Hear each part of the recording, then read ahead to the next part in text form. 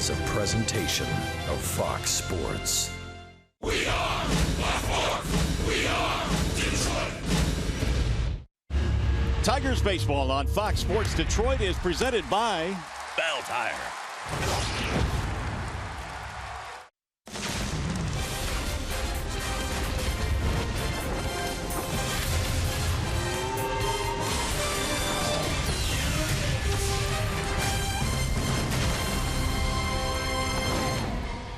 Today in Houston, Anibal Sanchez will make his third start of the 2016 season, and so far so good for Sanchez. A 2-0 record and just 4 earned runs allowed in 10 2/3 so far this year.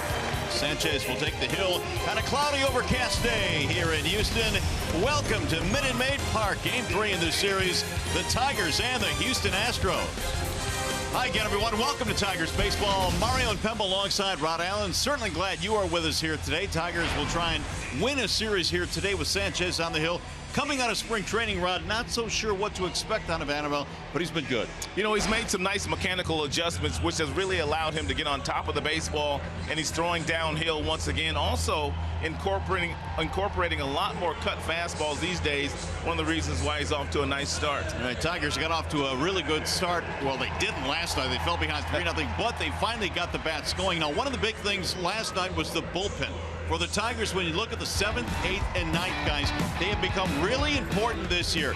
Wilson last night, Lowe last night, Frankie Rodriguez, and when you look at these numbers, Rod, the one thing that sticks out, very, very efficient. You know, they're not throwing a lot of pitches these days, and that's exactly what you want as a manager if you're Brad Ausmus. When you call on Wilson to come in, you want a guy that can miss some bats. That's exactly what he's been able to do. Lowe has continued to do as he did last year when he was missing a lot of bats pitching for Seattle and also Toronto, and it appears now that Francisco Rodriguez has finally hit his stride. A lot more fastballs, good changeups. I like the back end of the bullpen. Here's another thing to like, the middle of the Tigers lineup last night. I mean, Mickey was really, really good, had some really big, solid base hits that were clutch in the ballgame, and so was Victor Martinez. Good to see those two guys in concert now starting to get it going. You know, it still amazes me that there are a few managers out there that will overshift when Miguel Cabrera is standing in the batter's box, and the Houston Astros are one of those teams. Last year when Miggy was shifted on, he hit .350, so it really doesn't work when he's up, but I loved his approach in last night's game. Hit a missile right at the shortstop. In his next couple of at-bats, you can visibly see him fighting to keep his hands inside to whistle the ball the opposite way. He did that for a double, did not get an RBI. Victor Martinez also beat the shift that they had on him last night. Center fielder Carlos Gomez in last night's game missed catching a couple of doubles by an eyelash because of the overshift, and it's one of the main reasons why the Tigers went on to win that game last night. But it's wonderful to see Tigers 3-4 finally really starting to get into the act this season. Yeah, and if we can keep them going today, the Tigers have a really good chance of winning 2 out of 3 here against the Astros. After a short break, we'll send you back to the Call Sam Studios. Check in with Matt Shepard. Coming up in this one, Jared Saltalamacchia is back in the lineup. Salty's been sweet. He's had some big home runs this year. Tigers Stros coming up next.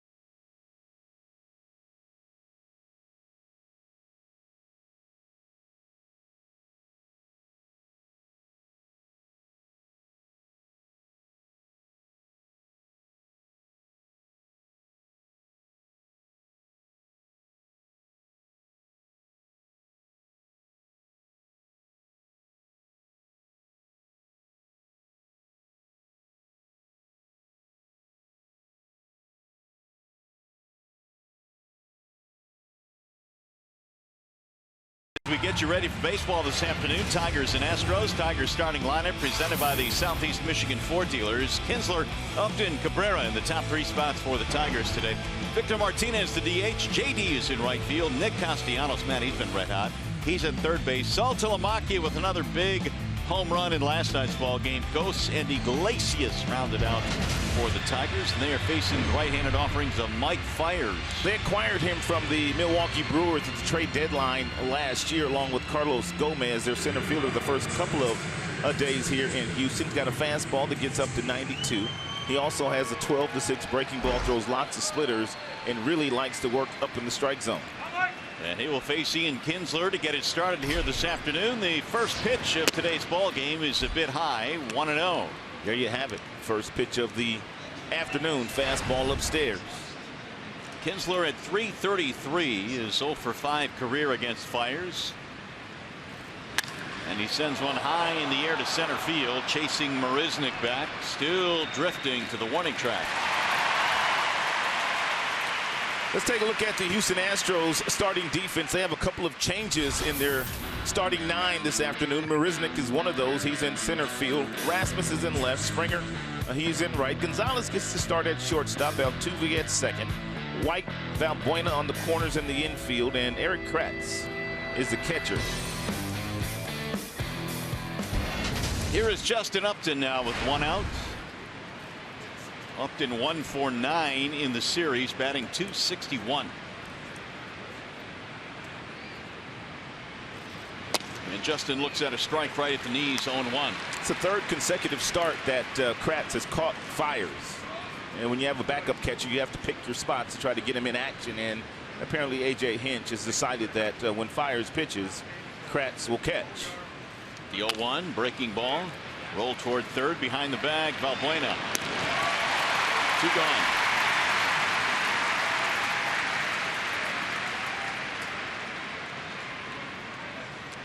Couple of quick outs for Mike Fiers.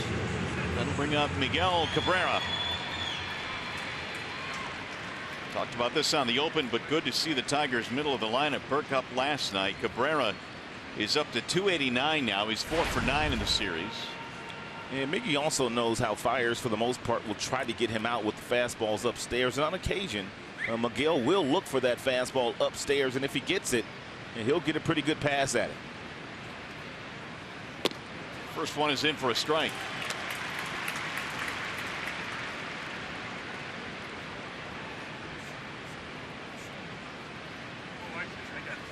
Cabrera trying to get something going here with 2 outs. They shift to the left side of the infield against him. That bends low and inside. A lot of people talk about the spin rate on Fiers' fastball, but he also has deception in his delivery. Watch how he throws his glove out there and kind of hides the baseball coming from that high 3/4 arm slot. Anything that you can do to gain some type of advantage as a pitcher, and that's a little bit of an advantage for Fiers, just that little bit of a glove that he leads with. Fiers last year 7-10 combined with Milwaukee and Houston. A good ERA though of 3.69.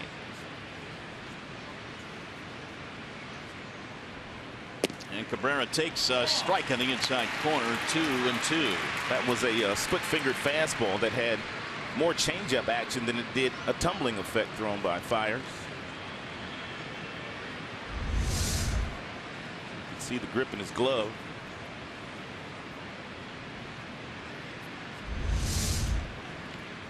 Here's the 2-2.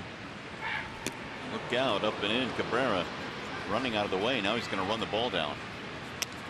3-2. Who did Miguel throw that ball at? He was looking to throw it at the ballpoint and it hit the post and just bounced away. And the crowd was letting him have it. Not only the crowd, but the entire Astros dugout. What in the world was that? Here's the full count pitch now to Miguel. And foul it back to the screen. Well, Cabrera in his last 2 years against the Astros now hitting .441 in that stretch. So he has really picked apart Houston pitching the last couple of years. They are not over shifting Miguel here in the first inning as much as they have in the first couple of games of the series. Sliced to center field on a line. Marisnick with a running catch. And it's a 1-2-3 inning for Mike Fiers. We go to the bottom of the first in Houston.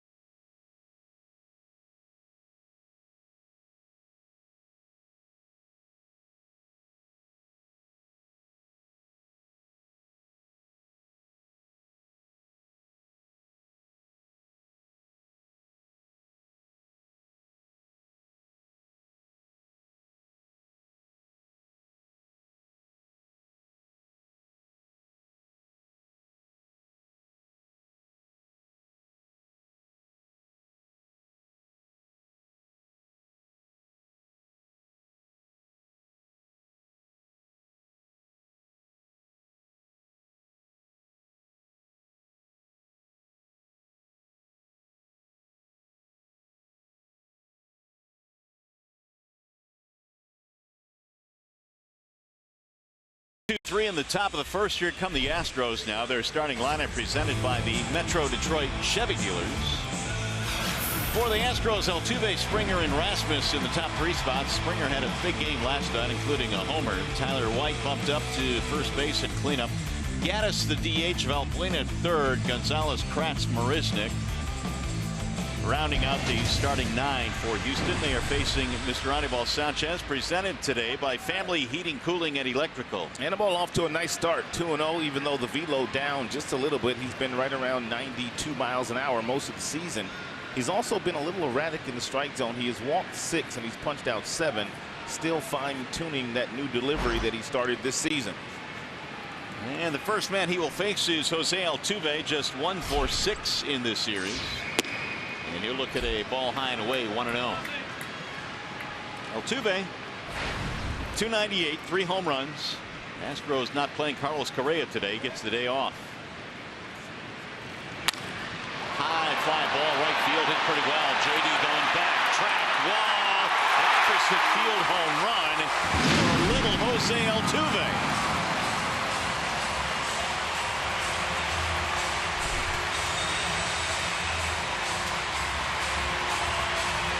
Astros doing all their scoring in the first inning in this series.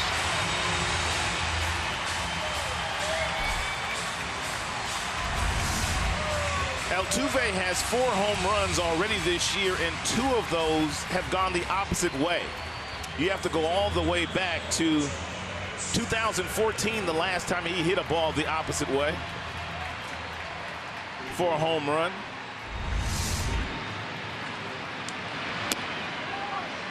Littlest guy in the field goes opposite field.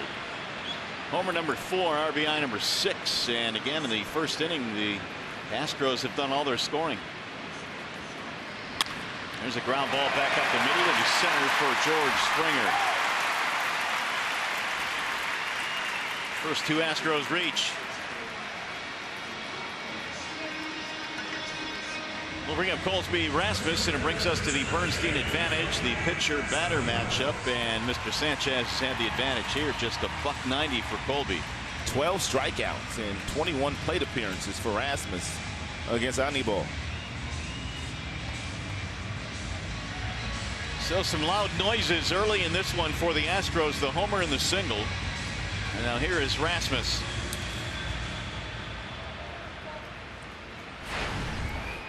Two out of 7 in the series with an RBI.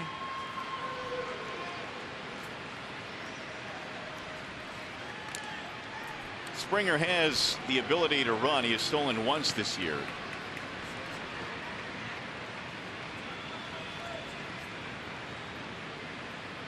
being held by Cabrera. Ground ball foul. Last couple of years, Anibal Sanchez has done a better job at slowing down the running game. And one of the reasons this year why he has gotten better is the fact that he no longer really has that hip turn, which is not allowing the base runners to get huge jumps from first base. He is simply going directly toward home plate, not taking a whole lot of time to get the ball into Saltalamacchia's glove.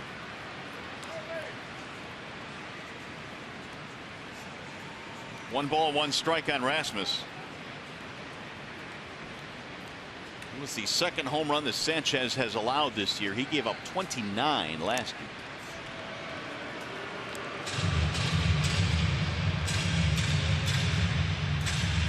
Rasmus up to the 3 spot in the lineup today. We mentioned Carlos Correa not playing. A little bit of a restructuring in the lineup for A.J. Hinch. Tigers, the pitchers, have really handled the youngster Correa in the first 2 games of the series. He's 0 for 6 and only 5 for 23 on their current homestand. So a nice day off for the youngster. Altuve got it started with a home run, and now a ball high and away. That will run the count to 3-1 on Rasmus. Colby has been on base at 11 and 12 this year for Houston. He has found a home here with the Astros.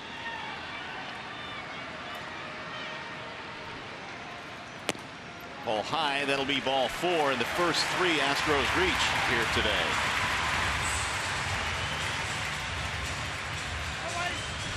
And while we hug a moment, I'll set the Tigers defensive alignment for you. It is presented by Beaumont Health. You've got Upton, Ghost, Martinez in the outfield, Castellanos, Iglesias, Kinsler, Miguel Cabrera in the infield, and Jared Saltalamacchia catching the day game after the night game with a scheduled day off tomorrow in Kansas City. Saltalamacchia, another big home run in last night's ball game. He's made a habit of it so far this year. Tyler White is batting cleanup today, bumped up 1 spot in the lineup. Ball 1 high. White is 1 for 6 in the series, homered in last night's game. The Astros raced out to a 3-0 lead in the first inning, but could not hold it.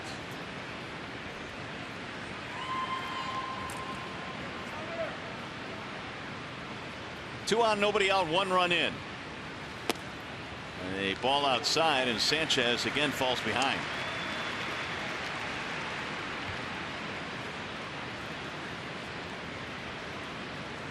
Tyler White, the rookie, is leading the American League in slugging percentage, .789. He got off to a red hot start in the first week of the season. And he bends away from a strike there. 2-1.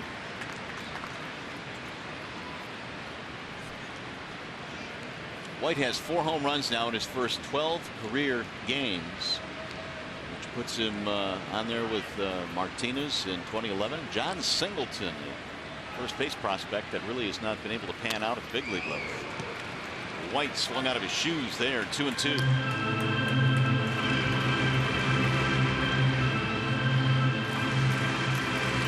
Tigers have already turned 5 double plays in the first 2 games of this series. And no doubt Anibal Sanchez looking for the ground ball right here off the bat of White. And should he be able to execute something down at the bottom of the strike zone? That is popped up. Foul ground, first base side for Miguel Cabrera. And that's the first out of the inning.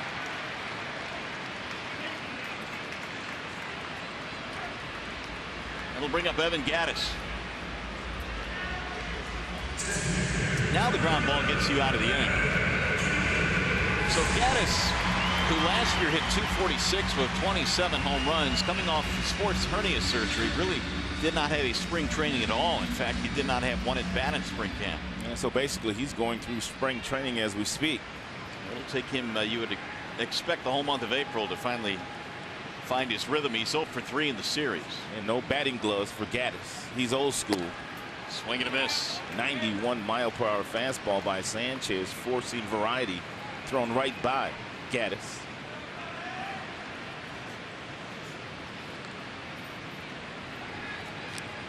Springer at second, Rasmus at first with 1 out, 1 run in on the Altuve home run.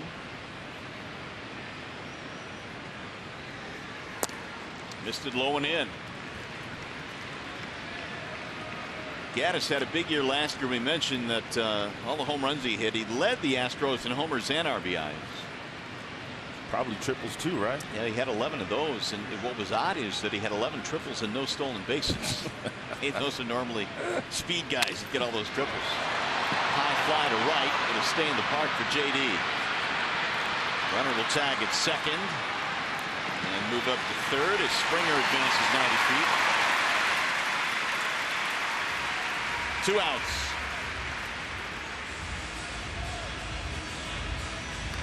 That'll bring up Valbuena.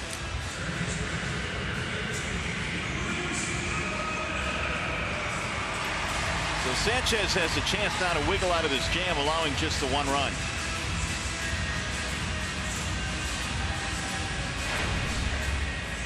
Valbuena hitting just 182 so far this year, has not homered, and he hit 25 of those last year.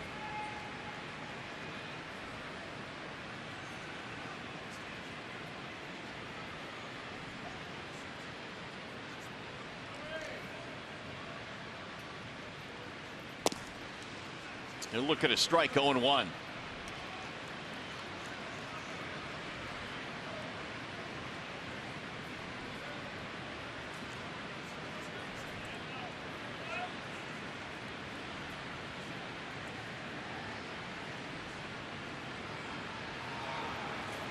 Valbuena takes low.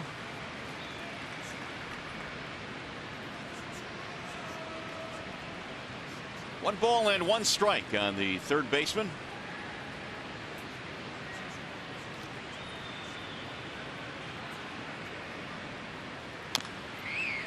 Bounce that one foul right at home plate. Now Sanchez ahead of the count.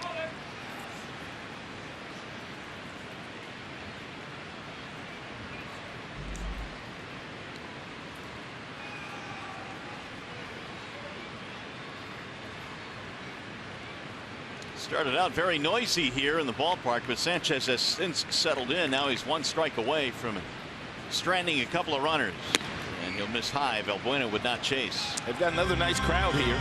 First couple of games of the series, better than 30,000 in attendance. And they like their Astros.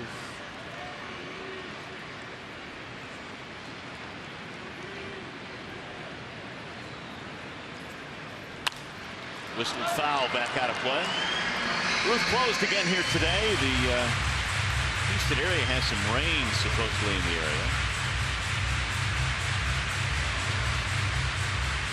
And we've had it closed the last 2 days. It was open the first night, which gave it a different feel. They say the ball seems to carry better when the roof is open.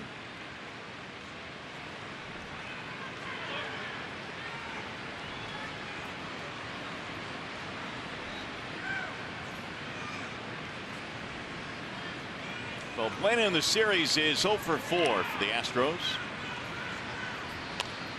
And he floats that one back into seats out in that front foot. Here are the field conditions presented by Ace Hardware and the Scotts Company. We mentioned the roof is closed, so it's 73 inside. Cloudy and thunderstorms in the area predicted for the game today. That's why the roof is closed. But really, once you get into May, June, July, it's closed, period. It's so hot. They only had the roof open a total of 12 times last year. That'll bounce in and away from Saltalamacchia, and that'll get the run in. Both runners move up. A wild pitch. Springer scores from third.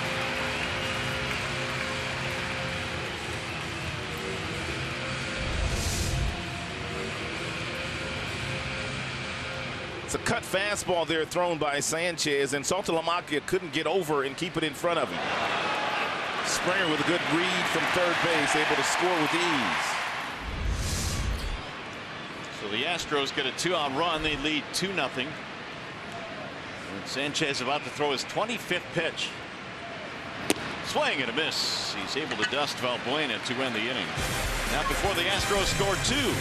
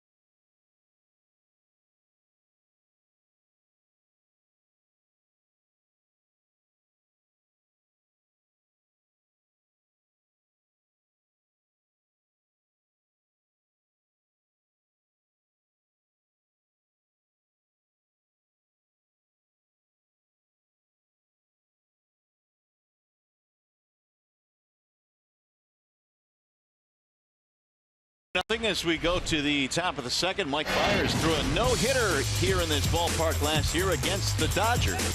August 21st to be exact. He had 10 strikeouts in the game. He walked 3 and he threw 134 pitches throwing that no-hitter.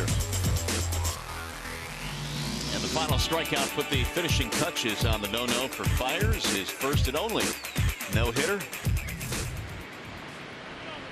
There are the final numbers. 10 strikeouts in that start.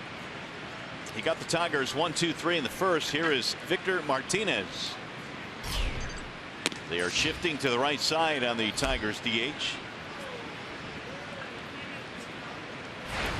Turned out to be a pretty good pickup last year from the Milwaukee Brewers. Fiers was slotted into the rotation in August after that trade.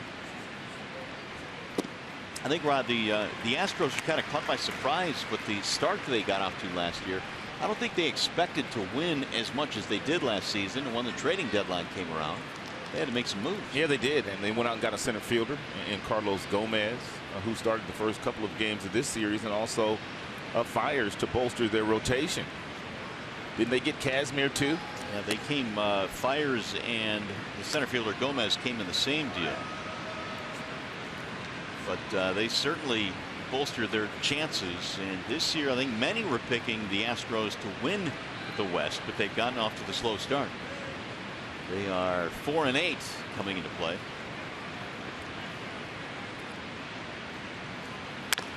Little chopper foul down the first base line. Well, they're not going to sneak up on anybody this year. And because of the fact that there are so many experts out there that have picked them to win the West. Teams are getting up for the Houston Astros. Teams are paying a lot more attention to them than they did at the beginning of last year under their second-year manager, A.J. Hinch. Kazmir last year with the Astros was 2-6 with an ERA better than 4. Fiers gave them a little bit more.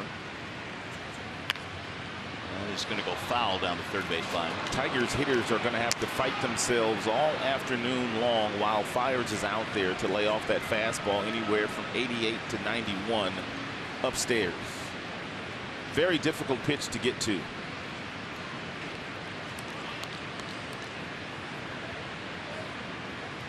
Two for 9 for Martinez in the series. Couple of doubles and an RBI in last night's game. Tigers had a bunch of extra base hits last night. Little chopper back to the mound. 1 out.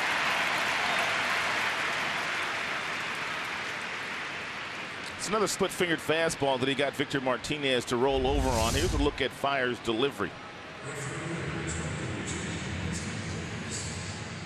Nice and easy. Hides the ball very well.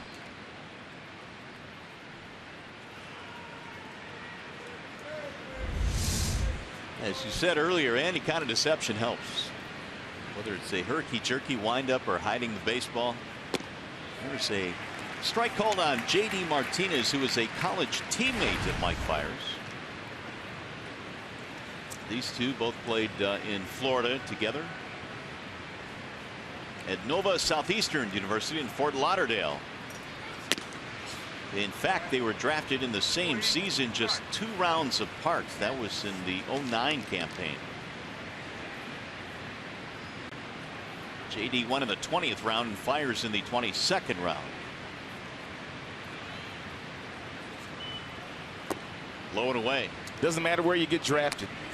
And once you get into pro ball, if you take advantages of the opportunities that you get, you've got a chance to get to the big leagues. Look at their first baseman, Tyler White.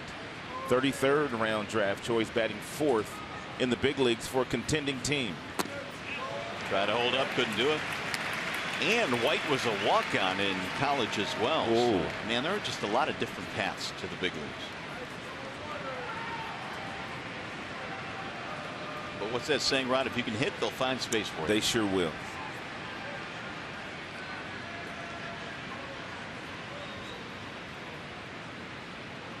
Battle of wills here, and finally, as Fiers was starting the windup, JD stepped out. Nick Castellanos will be next. Tigers in search of their first base runner.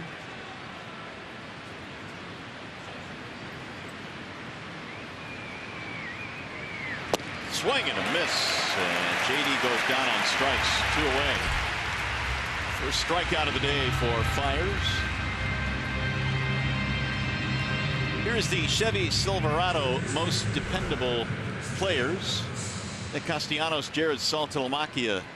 I guess you would say some offensive surprises through the first 10 games. Yeah, both have really been getting it done on this particular road trip. A grand slam for Saltalamacchia, then a big home run last night. Both of those home runs gave the Tigers the lead, and Castellanos is hitting a cool 500 on the trip. That's not bad. That's pretty good. All inside, 1-0. Couple of home runs and a .368 batting average for Castellanos. Saltalamacchia is waiting on deck. Castellanos has singled, or make it 2 singles and a double plus an RBI in last night's game. And Castellanos has the built-in classic inside-out swing and can drive the ball right toward the second base vacated hole by Altuve, their second baseman, with the overshift. It's a lot of room on that side. White cannot cover all that ground by himself. High fastball again. Becoming a theme. 1 ball, 2 strikes.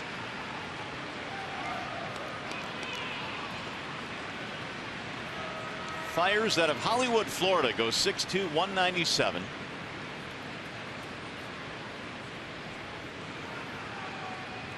Trying to finish off Castellanos. And the 1-2.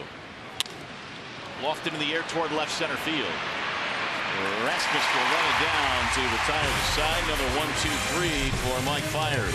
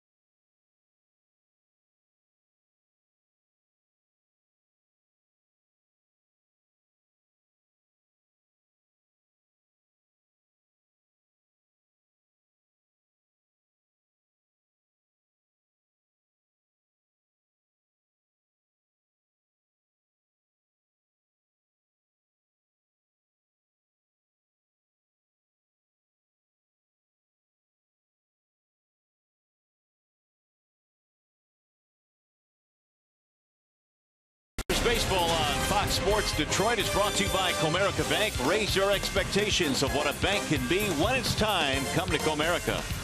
And by the all-new 2017 Chrysler Pacifica. Back here in Houston, where the Astros jumped out to a 2-0 lead. Craig Biggio's statue out in front of the ballpark. Saw him a couple of days ago strolling around the ballpark. As a matter of fact, all Brad's former teammates, when Brad comes back to Houston, they all come in the clubhouse to see their former catcher. Marwin Gonzalez will lead it off for the Astros. It's awfully difficult to get into Brad's office when he comes to Houston, because typically the media waits for Brad to have his pregame press conference, but it's usually an hour late because of all the guys that come floating in. Yeah, Biggio, Bagwell. Gonzalez, Kratz, and Marisnik, bottom 3, facing Sanchez, who threw 25 pitches in the first. Brad was a part of some really good teams here in Houston. Parts of 10 seasons with the Astros. 2 balls, 1 strike. Gonzalez getting the start today at short for Carlos Correa. He's a utility man that can play just about anywhere on the infield and even some outfield. But he's a utility guy that last year hit 12 home runs. Fouled that one off. It's always a challenge for most managers first couple of weeks of the season to get all of their role players involved in the action. In spring training, you basically use your role players every single day, but once the season starts, you've got your set 9 that you pretty much go with all the time. So it's always a challenge to give guys a day off, your everyday players, to incorporate some of the other players so they can get going as well. You almost have to force yourself to do it as a manager, because as Ausmus says, if you don't, then how do you expect them to perform when they do get a chance to play? Right. And you head it rifle to right field to the corner. It goes, extra bases. Gonzalez on his way to second, and he's going to stop there with a leadoff 2-base hit.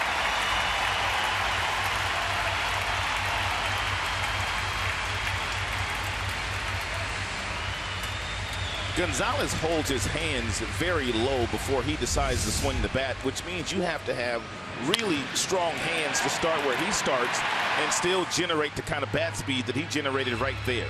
He's got the leg kick, but the timing was absolutely perfect.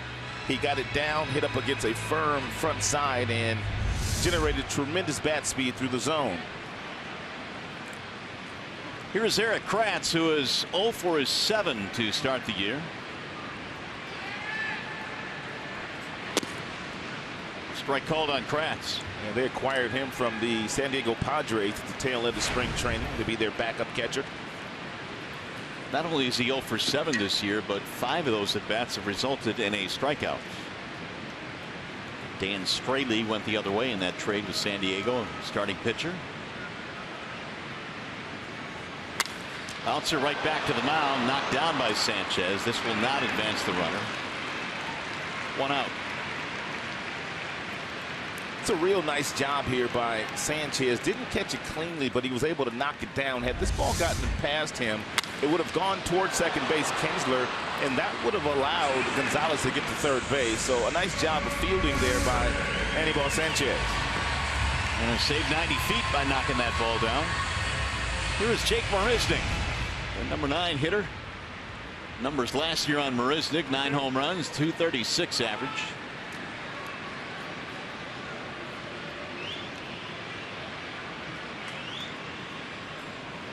The one thing the Astros have not been able to do in this series after scoring early in the first inning is tack on runs, and the Tigers took advantage of that last night, eventually coming back to win. Sanchez trying to strand a leadoff double here in the second.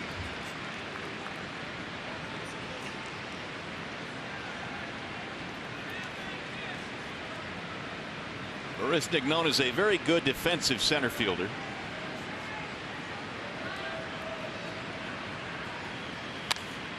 Shoot that one foul the other way. 1 ball, 1 strike.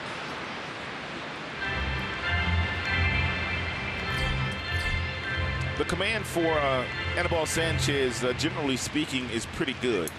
But today he's struggling with his first pitch strikes. And just 4 of 9.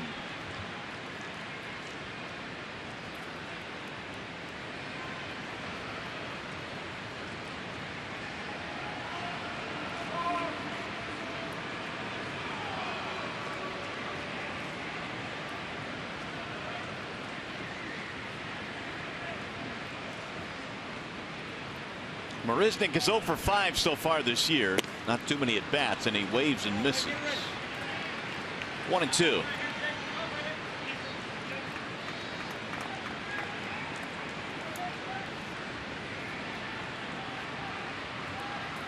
Pretty much true with most pitchers in the big leagues. If you get ahead, you limit the damage that's done against you. You fall behind. These big league hitters will make you pay.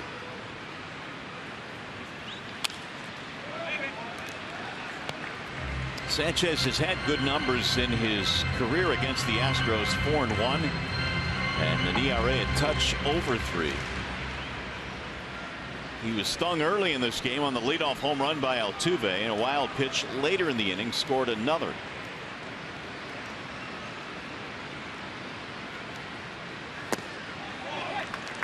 Marisnick lays off. That'll level the count at 2 balls, 2 strikes.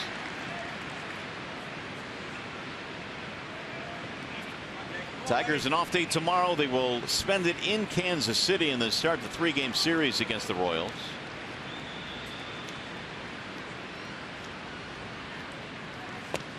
Inside, full count now, 3-2. And we've talked about how this is an important road trip for the Tigers, playing some good teams on the road, and well, 3-1 so far. Tigers have a good baseball team themselves. Potent offense. They've gotten some decent starting pitching in the early going. Fouled away. And the back end of the bullpen has been very good so far. Wilson, Lowe, and Rodriguez appeared to get it together last night. Alex Wilson joined the team from the disabled list yesterday. Has not gotten into any action yet, but he certainly will. And Blaine Hardy is on his way back sometime soon. All those guys that started the season on the disabled list are more than likely going to be in the big leagues before the end of the calendar month. Daniel Norris, also Cameron Maben. You talked about Hardy.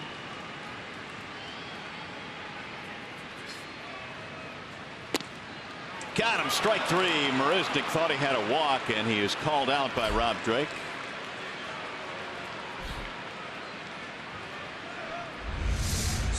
When Sanchez is right, he can spot his fastball, his four-seam fastball, to every quadrant of the strike zone with the best of them. Up and in, up and away, down and in, down and away.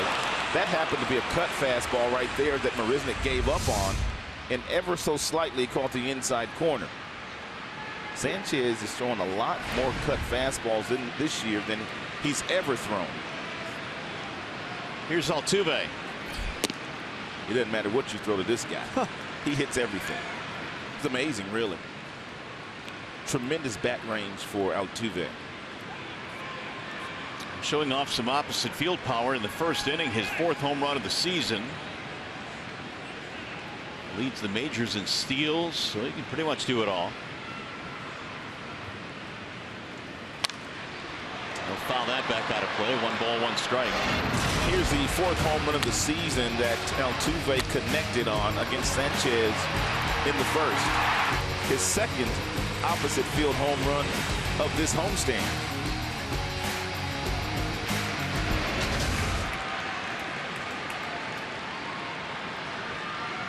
Gold Glove, Silver Slugger last season. His 2nd Silver Slugger award. And he popped that one straight up. Sanchez going to pitch around this leadoff double. Kinsler makes the play to retire the side. No runs, a double is stranded. 2 in the books.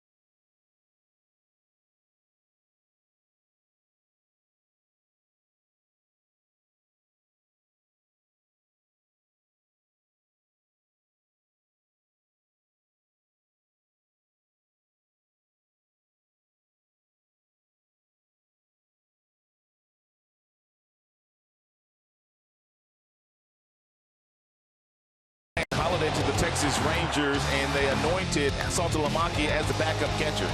But he has provided huge power.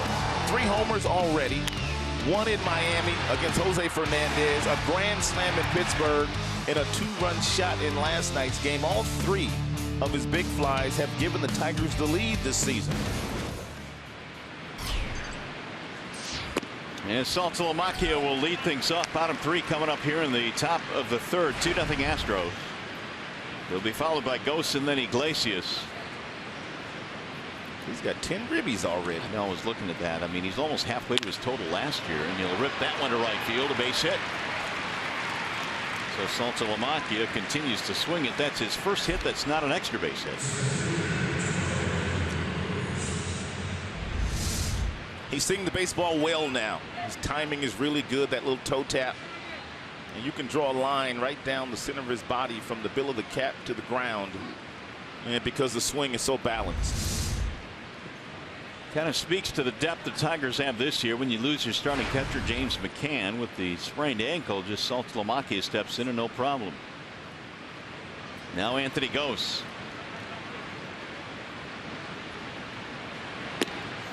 Strike on the outside corner to Gose, who has a crooked look for Rob Drake. Anthony in the series 1 for 7.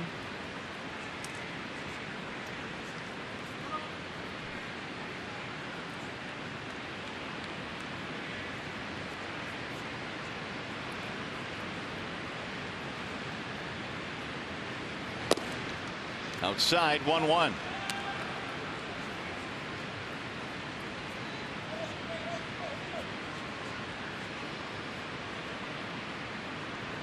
Fires in his career with Milwaukee was 7 under the 500 mark, but his ERA was about 3.5, which is, I guess, more indicative of the way he pitched.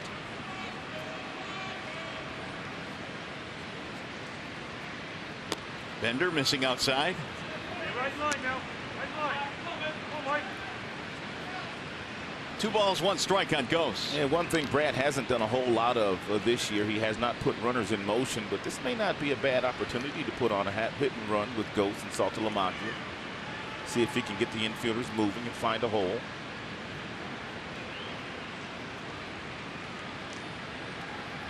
Swing and a miss. Good thing he didn't have it on. What are good hit and run counts? 2-1, 3-1, excuse me. 1-1's become a good count. 1-0 is a good hit and run count. 2-1 is a good hit and run count. That 1-1 count is a lot of managers will gamble in that particular count and put it on, but you're really putting pressure on the hitter to put the ball in play.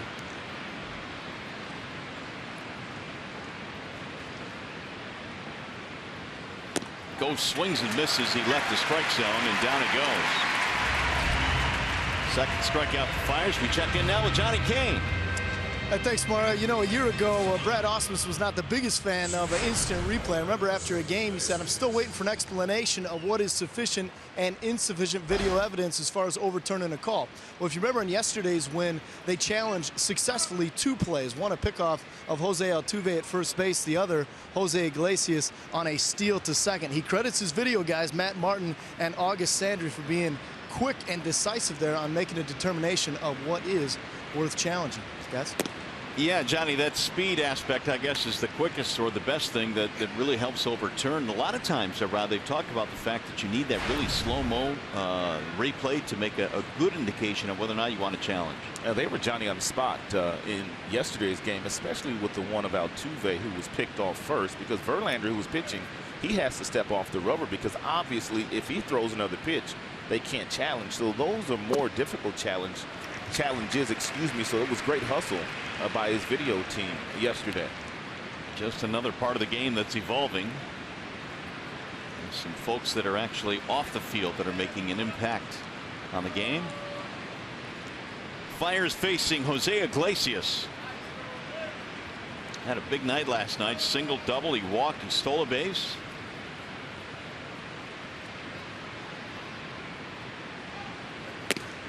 Ball up high. 2 balls and 1 strike on the Tiger shortstop. When a pitcher throws from the high 3/4 arm slot, almost overhand as Fires does, as a hitter for years, you've been taught to make sure to see the ball down. but very few of his fastballs are down in the strike zone. Most of his fastballs stay on the same plane, about letter high. That's why you see swings and misses on the elevated heater.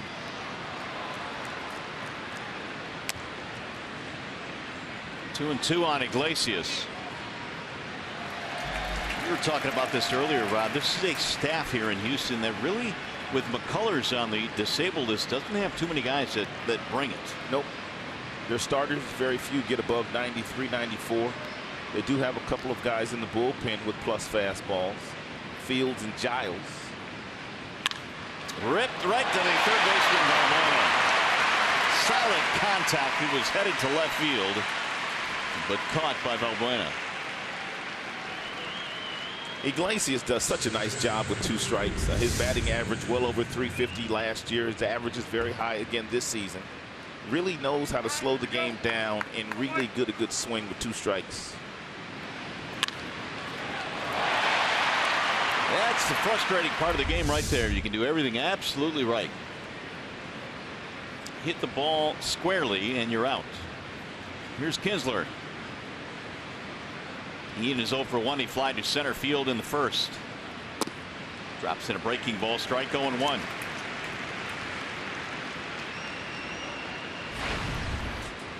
In 10 games this year, Kinsler has had multiple hit games in half of them, 5. 333 batting average coming in. Pulled on the ground right into that shift. It's knocked down, but no play. Altuve hit the deck. Kind of a weird spot for that ball, and the shortstop Gonzalez may be hurt. This is pretty much a routine play to the shortstop. And if you got your second baseman playing where he's supposed to be playing, then he's at second base, and then you get a force out at second base because of the shift. And Altuve on that side of the bag, and also Gonzalez being swung way around toward third base. They don't get an out there. Take a look at where both guys are starting here. That's basically a routine ground ball we're going to see to the shortstop. If Altuve's in position, that's no problem for Gonzalez to make the play, and he flips to the second baseman Altuve to get them out of the inning. Well, the shift that time did not work for the Astros. Gonzalez apparently hurt his hand in that collision with Altuve.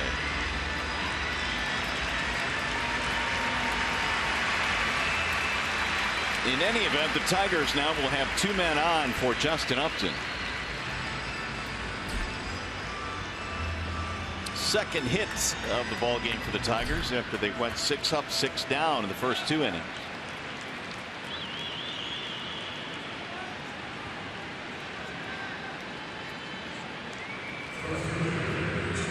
So Gonzalez will stay in the game. Here is Upton.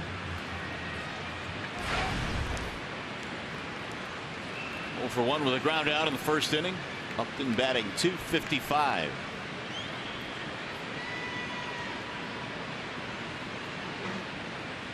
And one of the things that the Astros have done to Justin in the series, a steady diet of fastballs inside.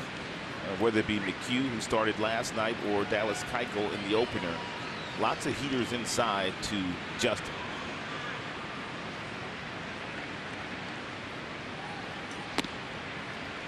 That one missed inside, off speed, and the count is 1-0.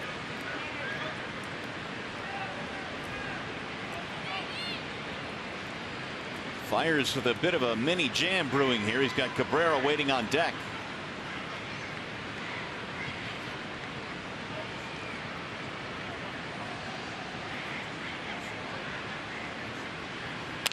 Upton shoots it back to the screen. 1 ball, 1 strike.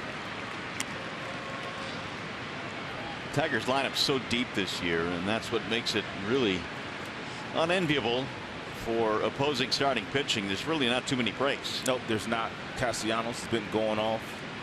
Saltalamacchia has been on point as well. Iglesias at the bottom, also off to a nice start. A lot of length in the Tigers lineup. The 1-1.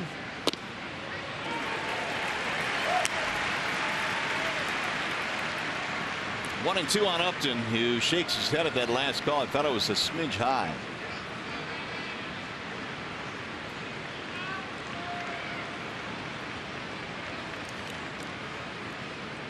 Justin has hit safely in 6 of his last 7 ball games.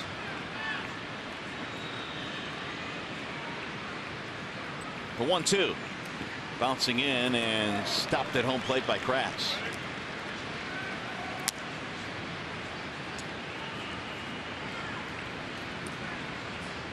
Two balls, 2 strikes.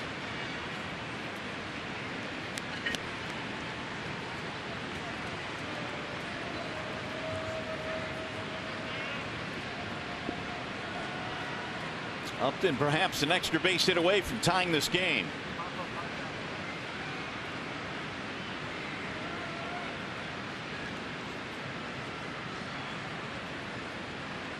Here's the 2-2. Slow bender that misses inside. 3-2, and now the Tigers will start the runners. Now for sure an extra base hit scores 2.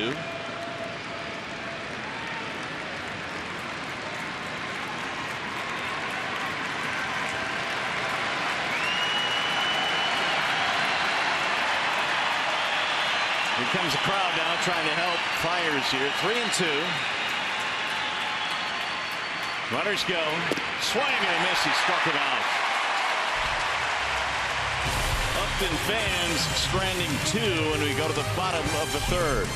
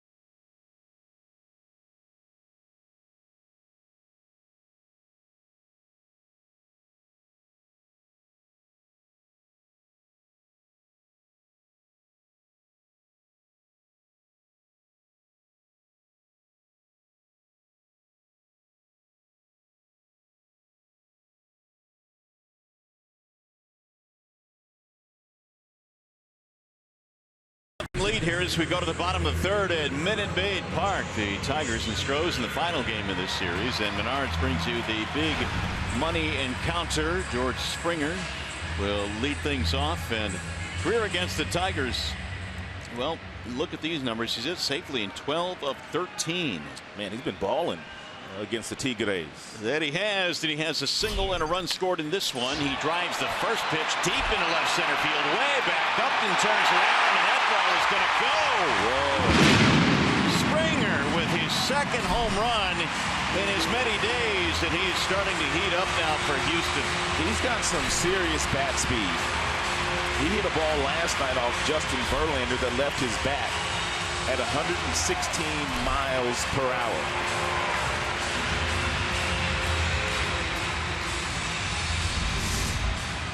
Look at it and go out and get this 81-mile-per-hour changeup. And he generated all the power himself because Anibal Sanchez did not throw that ball very hard. It's a changeup that he killed.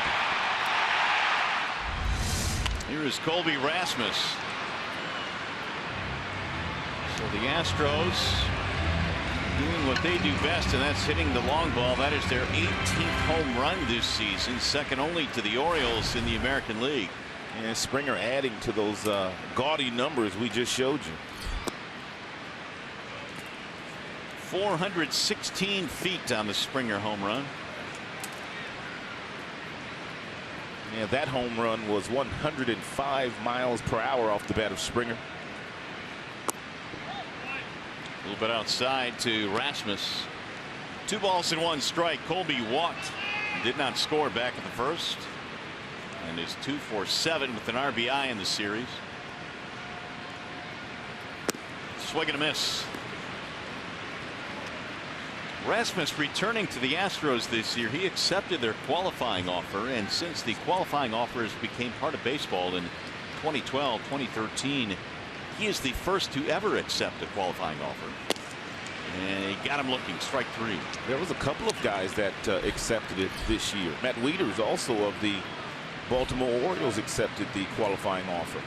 Draft picks, of course, are tied to those. If you are extended a qualifying offer and you sign elsewhere, then it's going to cost the other team a first-round draft pick. Here's Tyler White. Fouled out his first time up to the first baseman. Up and in. He's got real nice plate discipline. And it does Tyler White, even though he's only played 3 minor league seasons. Spent some time in Dominican last year, but very seldom does he leave the strike zone. He's got a really good idea of what he wants to do in that batter's box. Now he finds himself in that damage count. Might be a little too risky to throw him a fastball here if you're Sanchez. Anibal has been touched up for 2 homers in this game. The good thing is both solo shots, Altuve and Springer. The 2-0. They gave him the fastball, but missed up and in. 3-0. And one thing we do know about the Astros, they're going to hit a lot of home runs. They already have 19 this year. They finished second in baseball last year, hitting 230 of them. That's in there. 3-1.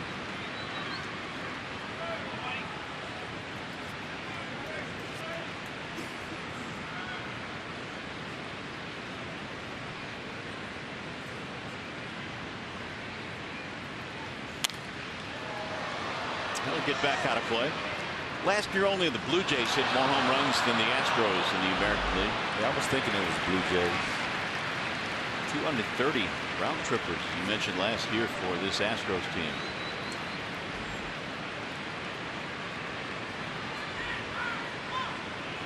Three-2. Swing and a miss. Struck him out.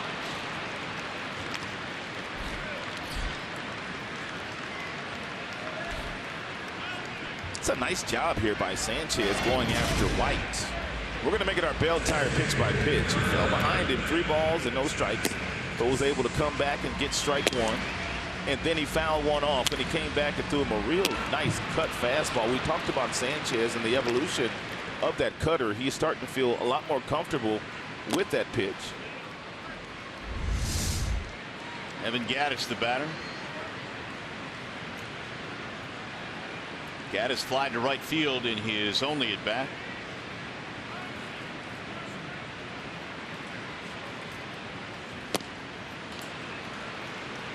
Everything about Gattis today just reeks of old school. He's got the socks up. He has no batting gloves. Chokes up on the bat. Still trying to find his timing after missing all of spring training. Had surgery in February for the sports hernia. Big barrel-chested guy. And Sanchez rebounds nicely after the leadoff home run. He strikes out the side.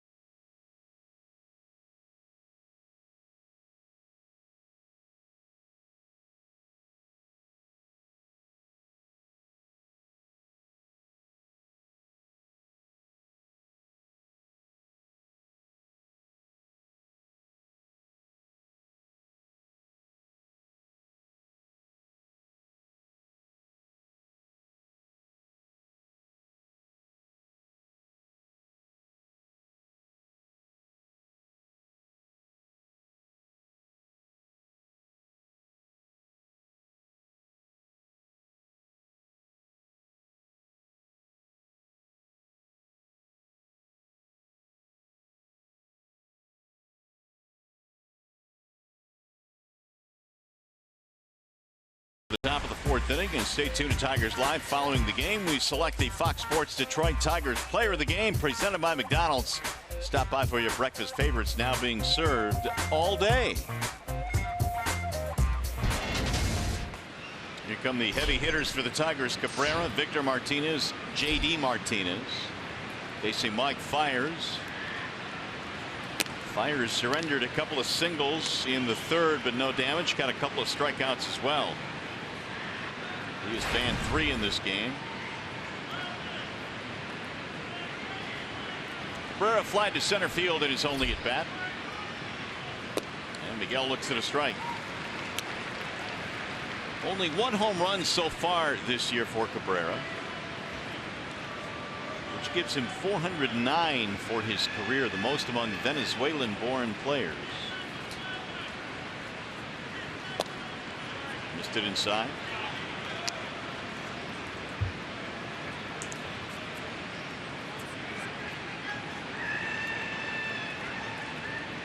Last year he caught Andres Galarraga, a player that he grew up idolizing as a youngster. Big cat. Bouncing ball left side, deep in the hole, Gonzalez. One gone, time for a game break now, Justin White.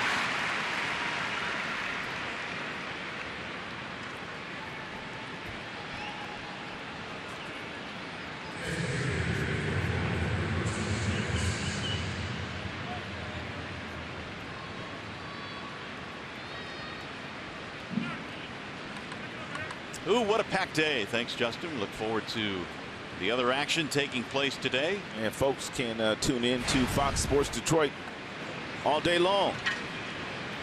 Here is Victor Martinez. He will shift to the right side against Martinez. In his last at bat, a comebacker right to the mound. A little soft line drive that's going to drop, base hit to center.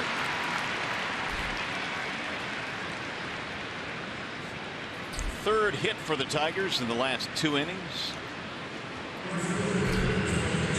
Bring up J.D. Martinez.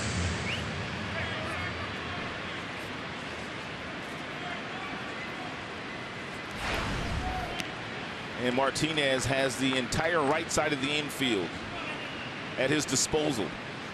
And should he try to hit something in that direction? And he definitely has the ability to do so. Soft stuff missing inside. 1-0 on J.D. J.D. struck out 3 times in the ballgame last night. Fanned in his first at bat today, but coming in was 3 for 6 against Fiers.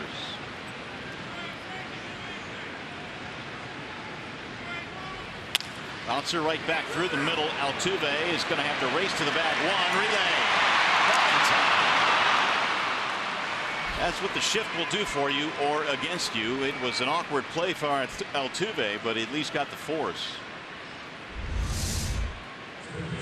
Altuve very athletic at the second base position, therefore able to get over and make the play, but then he had to scramble to get back to the bag, and then throwing in a hurry, bounce it over to Tyler, and that allowed J.D. Martinez to beat the throw.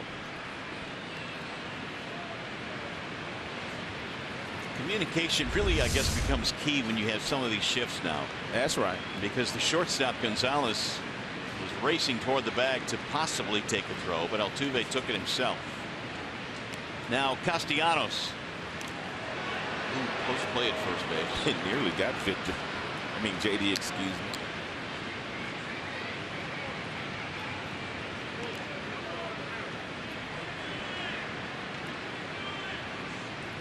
Challenging. Yeah, they're holding things up here. A.J. Hinch wants to look at it. He had a challenge last night on a pickoff, and A.J. says continue.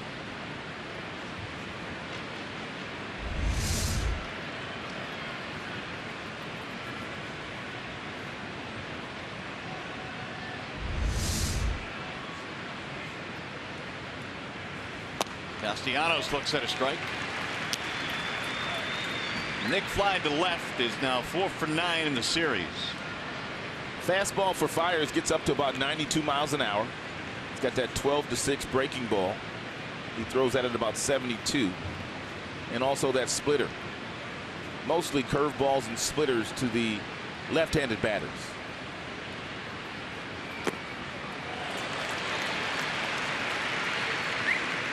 A lot has been made this year about the jump that Castellanos has taken offensively, but he has also handled his business with the glove this year. And even Ian Kinsler said after the game last night that you can tell that all the hard work that Castellanos has put in at third base is starting to reap some dividends.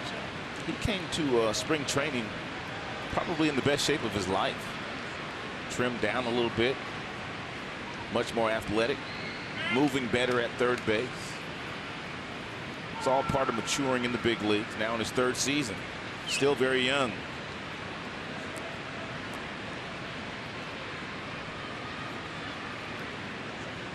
Oh, 0-2 on Castellanos.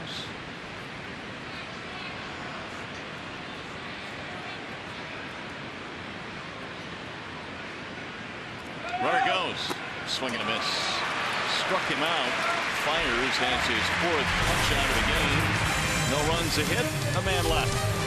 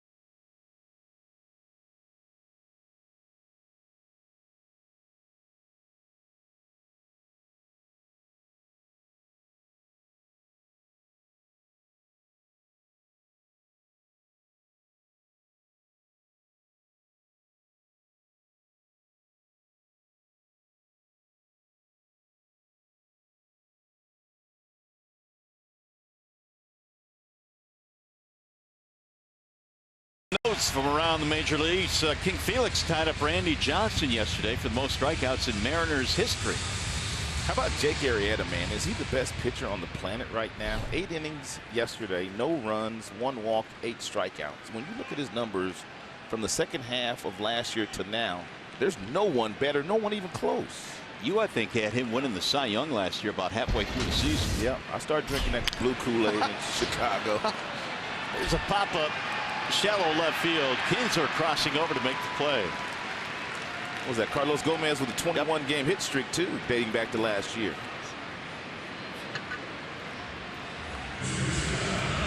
And because of the shift, Ian Kinsler had a long way to go to catch this pop-up, but he is in the best shape of his life as well. No problem whatsoever. Does not get his due at all at second base. Not at all, really, for me. Well, I think the Fielding Bible had him rated as the top second baseman in the American League last year, but I think you're right. And when you start talking about some of the best defensive second basemen in the game, his name should be up there. Ian's got that hit tool, too. Comes to the ballpark with a scowl on his face. Love him. Marwin Gonzalez, the batter. Sanchez has surrendered a couple of home runs in this game. Gonzalez hit a double down the right field line his first time up, but he hammered that one foul. You know, we were talking about Felix Hernandez tying Randy Johnson for the all-time strikeouts in Mariner history. Brad said one of the best times he ever had was back in '98, I believe it was, when Randy was traded to the Astros and went, I think, like 10-1 down the stretch in 11 starts. Brad said it was insane how good he was. Here's the 1-1. That's when the Mariners traded Randy Johnson to Houston in the second half of that season. Randy Johnson was just so intimidating. The big unit.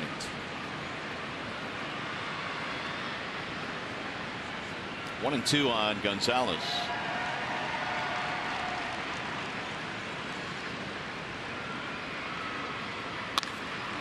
There's another hit to right field for Marwin Gonzalez, who's getting the start at shortstop today for Carlos Correa, and he's due for two.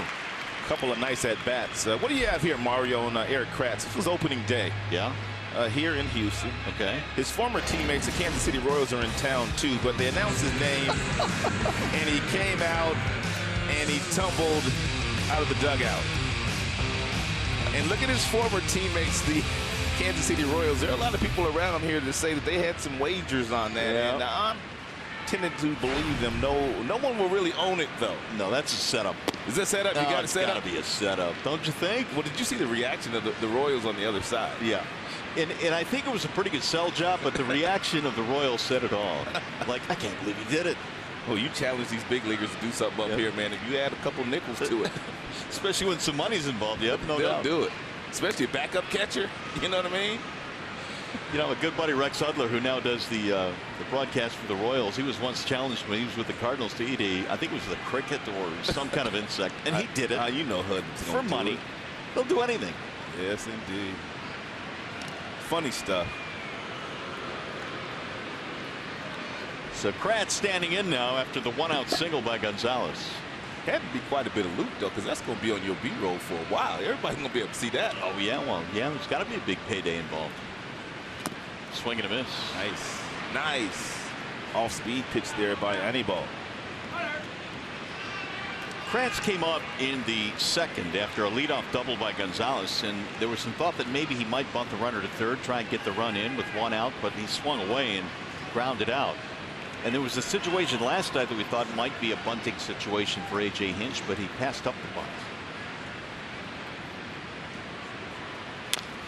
Little tap, foul at home plate. 0-2 on Eric Kratz. Were you ever challenged for money at anything in your playing days? No, not really. No dares? No dares. Now, would you have taken a tumble on opening day like that? Ooh. I don't know if I would have done that or not. Say for $1,000. I think so. I think so. So there is a threshold. Yeah. Now Sanchez steps off.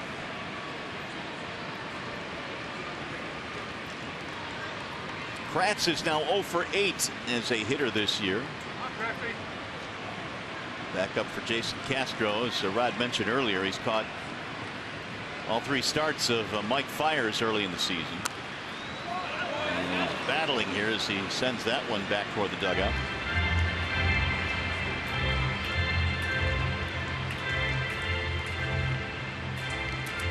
Sanchez had a lengthy 25 pitch first inning. Pitch count up to 67 now here in the fourth.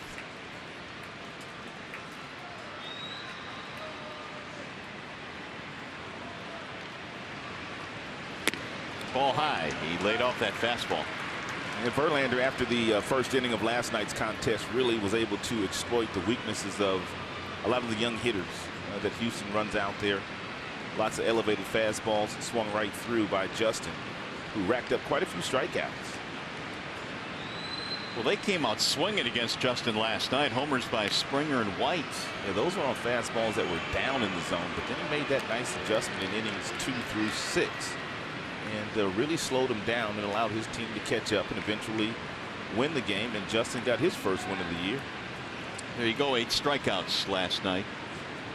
106 pitches for the Tigers right-hander.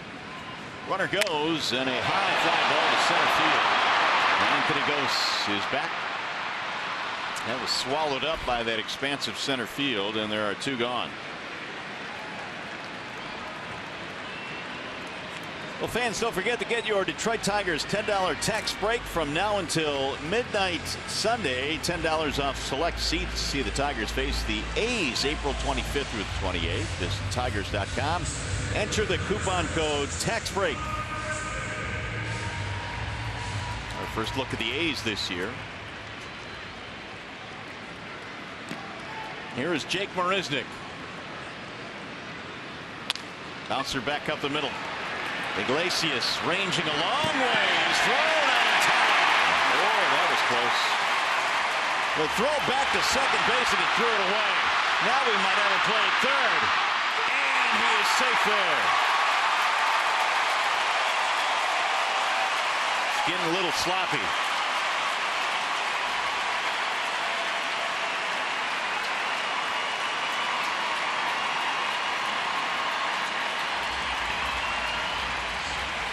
Upton threw it off balance, just trying to get in quickly to third base. I think Brad's looking at that play at first to see if he may have beat it out, or if he wasn't able to beat it out, because that was a great play by Iglesias. Nope. Single and an error on that play. Iglesias covers a lot of ground and throws off balance. But Marisnick has really good speed, and that was a really close play. Then Miggy threw back behind the base runner at second and threw the ball in the left field, and that's where Upton came in and then nearly got the out at third base after Gonzalez got up and quickly got over to third. It's a really good play by the left fielder, Upton.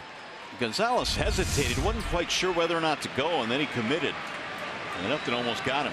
And now Anibal Sanchez has to face Altuve with a couple of runners in scoring position. Altuve with a pop-up and a home run. Line to left field, that'll get down, base hit, one-run scores. They're going to try and score two. Here comes the throw from Upton. Not in time. It's off the mark. Very aggressively, they set the back runner, and that was Marisnick who scores as well.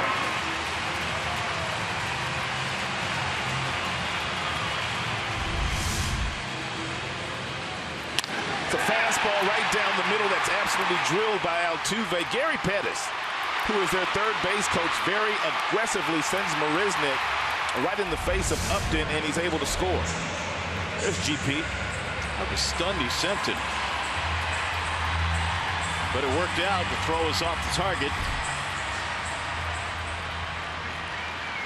Altuve's got 3 RBIs in this game now. He's amazing. Here's Springer.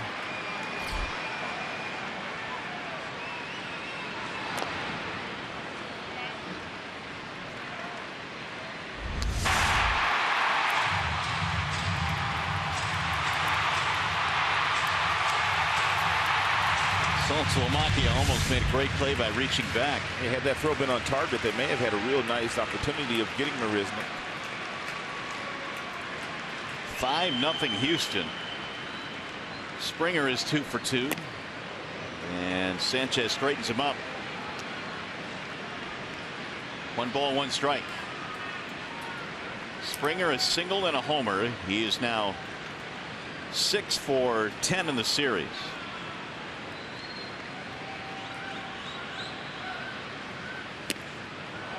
Left the strike zone there, 1-2. Springer knows that when he gets in a little bit jump mode, where he's a little bit jumpy and has the game speed up on him, he's not at his best. He has worked diligently at trying to slow the game down, especially offensively. Yeah, he when he first came up, he was a max effort guy, even though he has a lot of skills. That'll get by Salamakia, and Altuve will take third. That is the second wild pitch of the game uncorked by Sanchez. This has not been a pretty inning.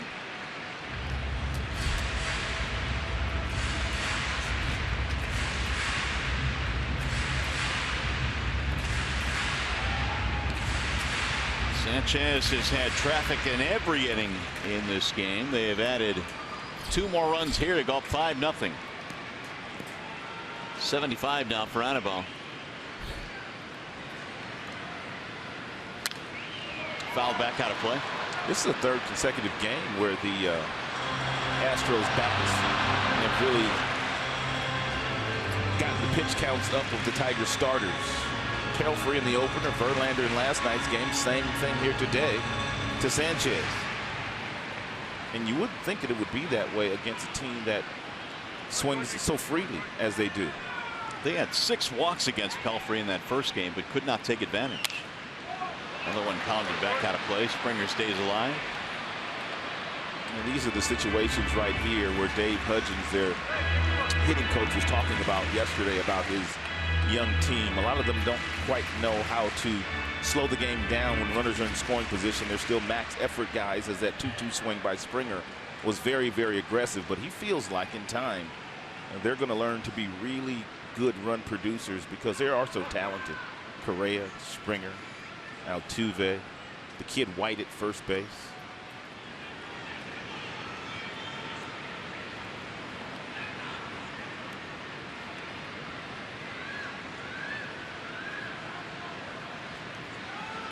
Springer let it sail by low off speed. Run the count full now, 3-2. Colby Rasmus is waiting on deck. Should Springer reach?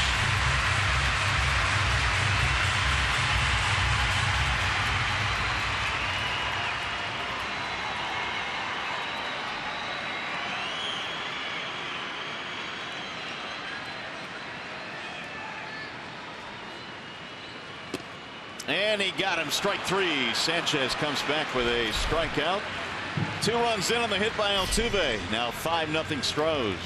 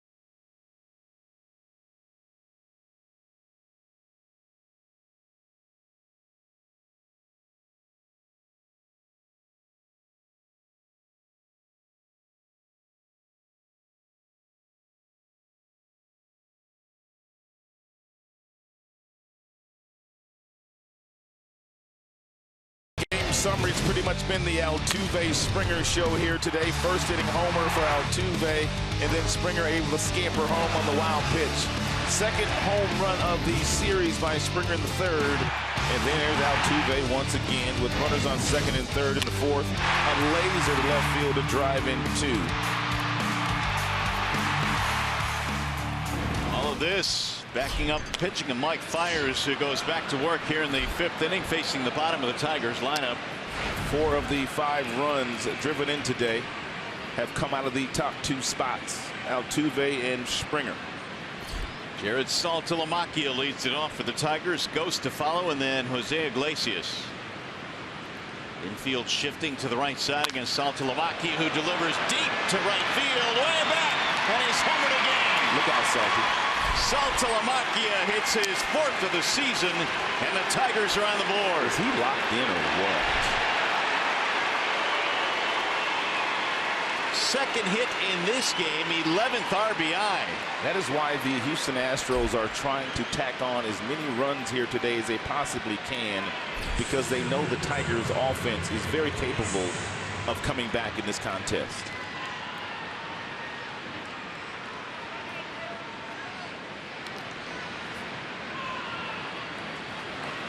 5-1 ball game as Saltalamacchia hits his 4th. His previous 3 home runs had given the Tigers the lead. Hit speed of 102. 361 feet on that long ball to right. He didn't have a launch angle on there. How about that?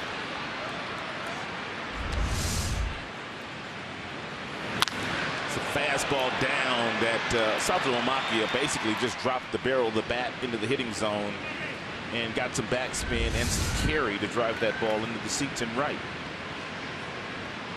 Goes struck out his first time up off the helmet of Eric Kratz.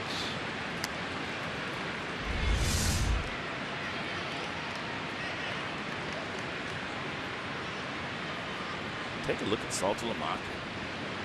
He's feeling good these days. Should be. 11 RBIs now for Saltalamacchia.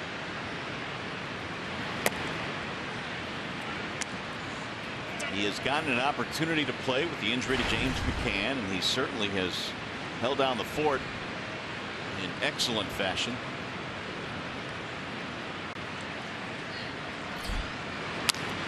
Chopper to the first baseman. It'll be an easy play. A 3 unassisted, retires Ghost.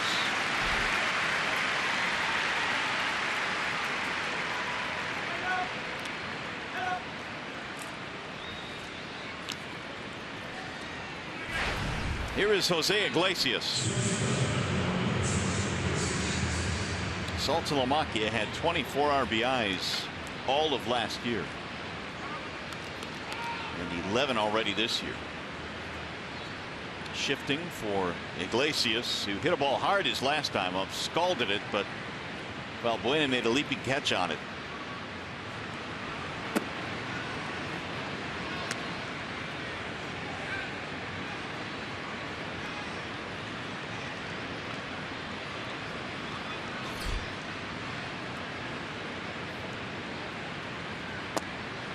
That's in for a strike right at the knees of Iglesias. 1 ball, 1 strike.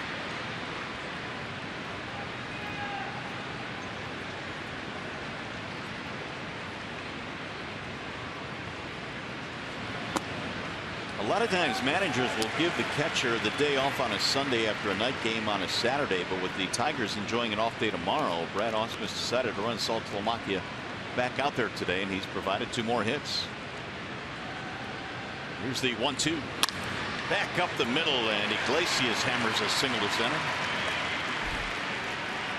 1 on, 1 out. Saltalamacchia talks about why he chose Detroit in the offseason. I've been on teams that have been in first place and teams that have been in last place, and it's always more fun to be on top. So, you know, that was part of the process. Obviously, I wanted to be a little closer to home, but you know, that wasn't the ultimate factor. I wanted a job where I was going to get an opportunity to play, you know, but also play for a team that was going to win. And you know, when Detroit called, it was kind of an easy decision. And we're happy that decision was easy. He has made it look easy on the field. Here's Ian Kinsler. Swing and a miss. Detroit these days, very desirable place to play for big leaguers when they hit the free agent market. And Tigers have one of the best owners in the sport, Mr. Illich, who always puts really good teams on the field. Alavila, the new general manager, has done a marvelous job at assembling this team this year as well. And they always have some really good players led by Miguel Cabrera.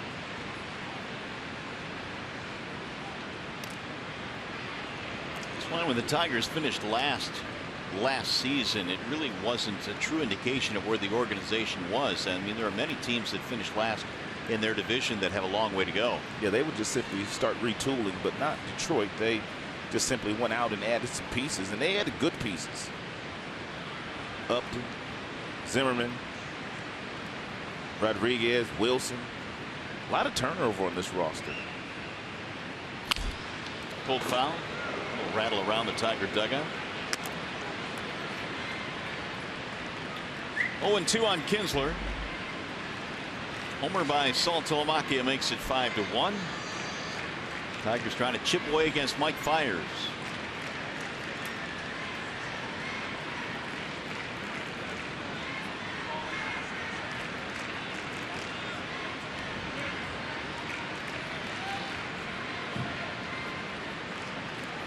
Now fires again, ready with the 0-2. Oh, snap throw, and Iglesias got back. He was spinning his wheels a little bit.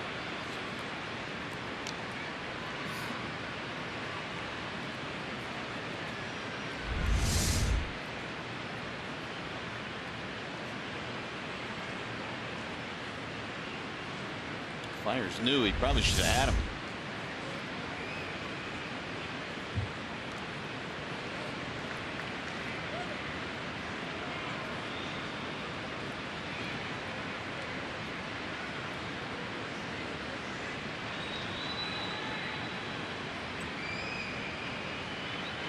Kinsler watches a breaking ball sail outside.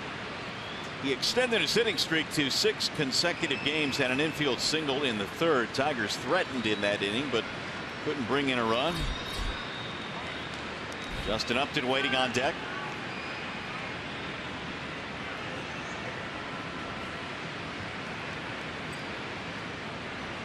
Now the 1-2. Up and in. 2 balls, 2 strikes.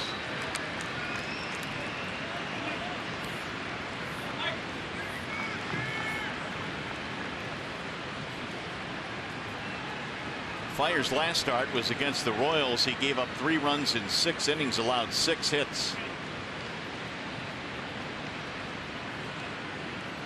Tigers had finally gotten to him here in the 5th.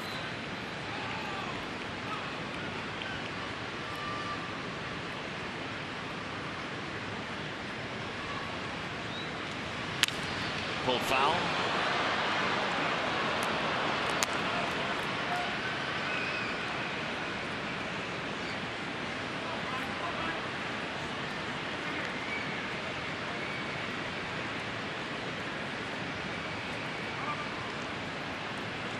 Fire's 30 years of age, born in Hollywood, Florida.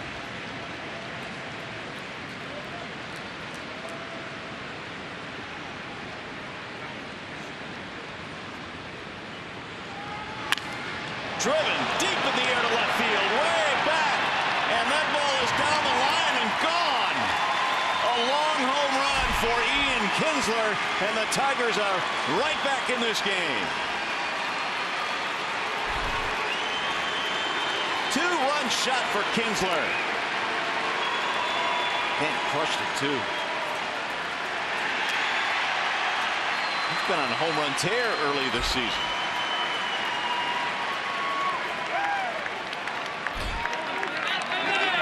It's a really good plate appearance for Ian Kinsler. Fiers continued to try to get the fastballs inside. He finally threw what looked like a splitter that stayed up and in and allowed Ian Kinsler to turn on it for his 4th home run already of the year. It took him about 100 games to get to 4 home runs last year. Yeah, he's been on a tear early. That one just stayed fair down the line, so he's well ahead of last year's pace. Ball has been flying out of Minute Maid Park the last couple days. All of a sudden, from 5-0 to 5-3. That one went 383 feet. According to MLB StatCast, there's a off third by Wayne, a nifty play. Upton can't buy one now. 2 gone.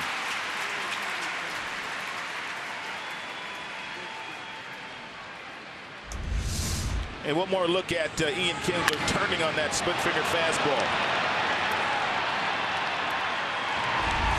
He's a pro's pro too. You don't see him showing anybody up when he hits him, even though he knows it's gone. He just puts his head down and runs around the bases. He knows he's going to do it again. Act like you've been there before. Here's a guy that's been there before, Miguel Cabrera.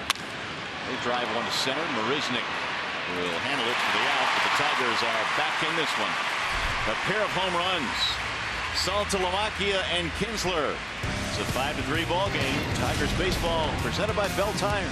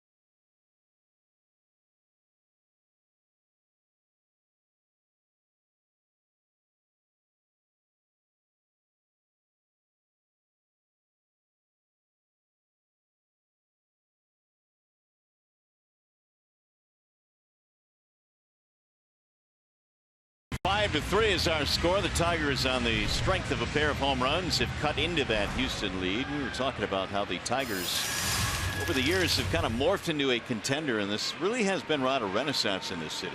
You know, when Pudge Rodriguez signed with the Tigers in 2004, that really gave them identity. I mean, that kind of put them on the map. He was coming off a World Series championship with the Florida Marlins at that time. And then once Pudge signed in 04, I mean, everybody wanted to come to Detroit because, I mean, it was a good team. They had some good players. There were some good players on that list that came to Detroit, free agents. And it seems like they keep adding them every year when the Tigers fill their needs. They did it again this offseason. Now, K-Line told me on a couple different occasions, Mr. Tiger, that the Pudge Rodriguez signing was probably the greatest free agent signing in the history of Detroit because of what he did for the city and how he brought everybody together as a team. They got a whole lot better after Pudge got here. Well, it's the 3, 4, and 5 guys coming up here for the Astros against Sanchez, who now has been given new life.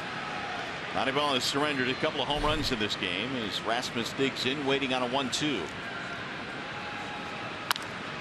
Grounded foul. Sanchez has yet to have a 1-2-3 inning in this game. And if he could do it here, that'd be nice timing. Walk and a strikeout for the right-hander against Rasmus, who takes it low and inside. 2 balls, 2 strikes.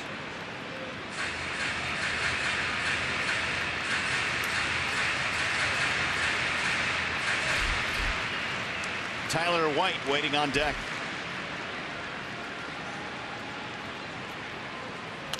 Fouled away. Not only do the Tigers play the shift on Colby Rasmus, but Nick Castellanos is almost shaking hands with the right fielder J.D. Martinez. Not really, but he's pretty deep. And for the most part, Rasmus does not try to hit the ball the other way to beat the shift. He's got 1 hit to left field this year, and that came in the first game of this series.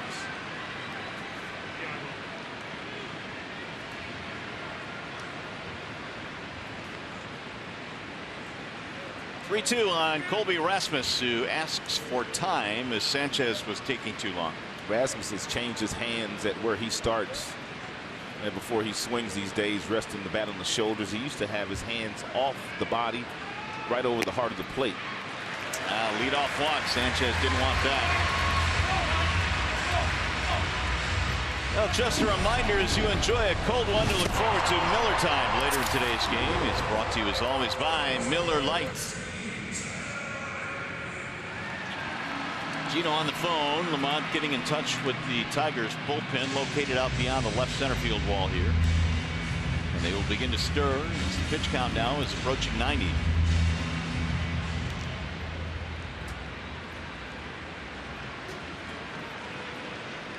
Second walk for Sanchez. Here's Tyler White. Ball 1.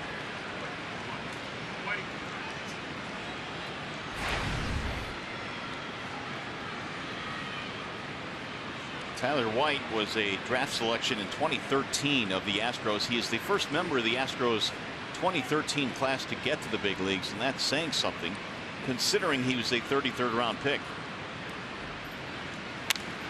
Pops it up. Kinsler to the grass. Oh, he lost it. Dropped it. Not going to matter.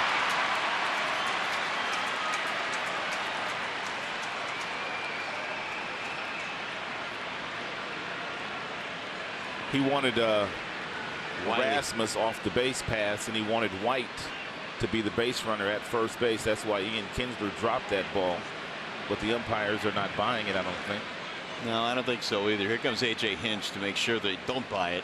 But it just goes to show you just how much of a thinking man's game this is and how heads up Ian Kinsler is all the time. Rasmus is a much faster base runner than Tyler White, who popped that ball up. I think had he sold it a little bit more. Rasmus is leaving, though. He is. Here comes A.J. Hinch. Whoa. I mean, there's no question he just let this drop. I mean, you got to sell it just a tad better than that, don't you? I think blind, maybe look like you're blinded or something. Shade your eyes. But if this works out where Rasmus is off the bases and White is at first base, that'll work out in the Tigers' favor.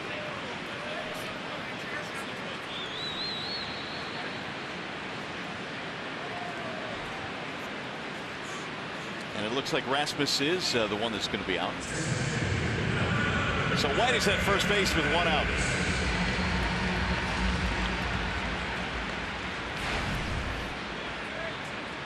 Here's Evan Gattis. Ball 1.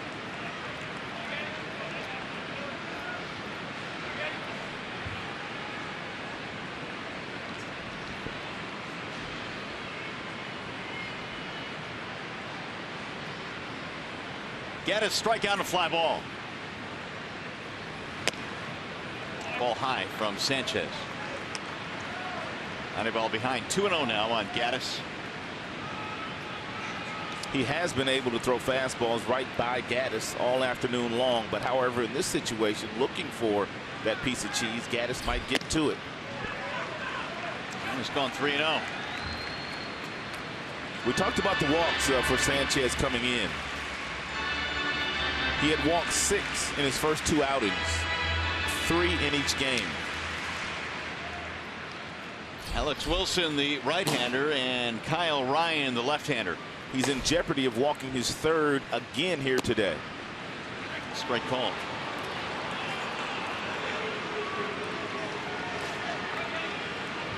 That must have barely caught the strike zone.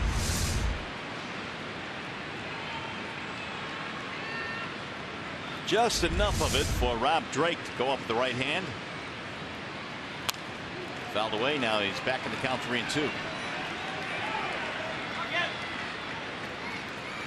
Might be a little too risky here. He had to start the runner. And Gattis has been tardy on most fastballs. If Anibal Sanchez throws it by him, there's absolutely no way that White, who's on first base, would make it to second if he's running. Runner holds to the ground ball. Base hit right field. He found a hole. First and second with 1 out. It's a nice adjustment by Gattis. Really shortened up his swing there on the 3-2 fastball and just tried to put it in play, which he did, and he found a hole. Really shortened up, almost like a pepper swing, like he's playing pepper.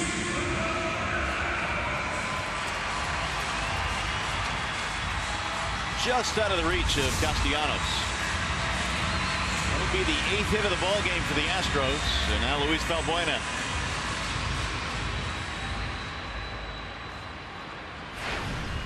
Popped up in his last at bat. At least 1 base runner in every inning so far for Houston in this game. And Valbuena takes high. Astros are just 1 for 8 with runners in scoring position here this afternoon. They have White at second, Gattis at first.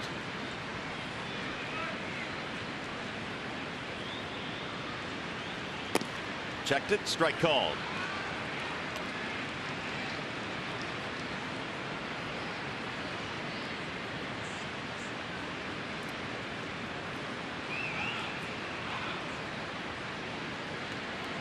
Sanchez operating toward the bottom of the lineup now here in the 5th inning for the Astros.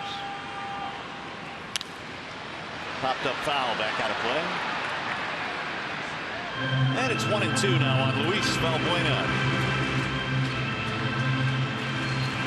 The Astros have a pretty good prospect out in the minor leagues by the name of Colin Moran, who is a 3rd baseman. Valbuena is a free agent in the offseason, so you may see Moran come up at some point this year for the Astros to see what he can do. One of their better prospects. And he missed it up high. 2 balls and 2 strikes. What you said last half inning, though, has just kind of sunk in. The fact that Tyler White, who was at second base, is the only player that was drafted by the Astros in 2013 that has made it to the big leagues. A 33rd round pick. The first one out of that class for Houston. Ball high.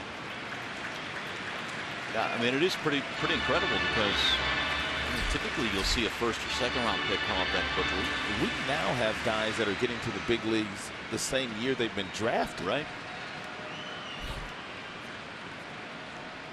So Sanchez now has gone to his 7th full count in this game. And his swing and a miss. He struck out Valbuena. Sanchez told me after his last start that because he's changed his mechanics, no longer with the hip turn where he's turning his back to the hitter, he's still trying to refine this new delivery. And because of that, every now and then he does get out of whack, and that's why there's been so many 3-ball counts. And it's also why he has walked 8 already this year. 7th strikeout for Sanchez. We'll try and strand a couple of more runners as Saltalamacchia goes out to the mound.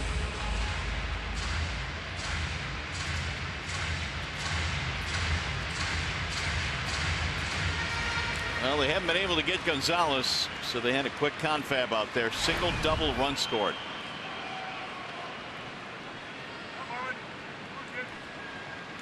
Astros have a pretty big weapon sitting on their bench today. Carlos Correa getting the day off, but Gonzalez has filled in nicely for him at short.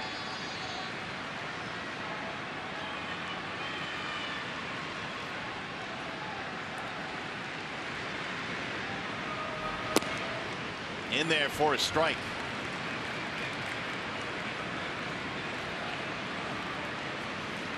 So Sanchez at 102. The most he has thrown early this season is 107 in his last start against the Pirates. It was back home at Comerica Park.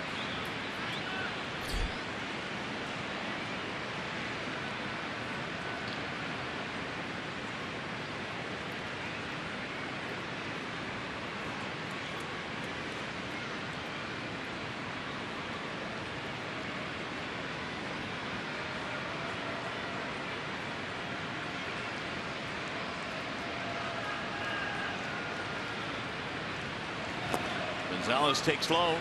1 ball and 1 strike. 279 last year as a utility player for the Astros. 12 homers.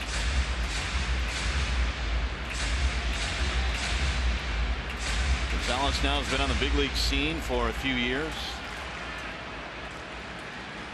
Another long inning for Sanchez. The next pitch he throws will be the 25th. He's been touched up with a couple of home runs in this game. And Gonzalez grounds one to first, foul.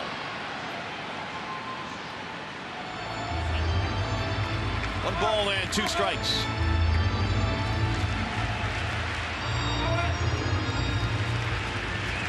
The Tigers are able to come back and win this game today. They would be 4-1 on this road trip heading to Kansas City. And a lot of the Tigers' damage they've done in the road trip, on the road trip I should say, has been against the relievers of the Pirates and also the relievers of the Houston Astros.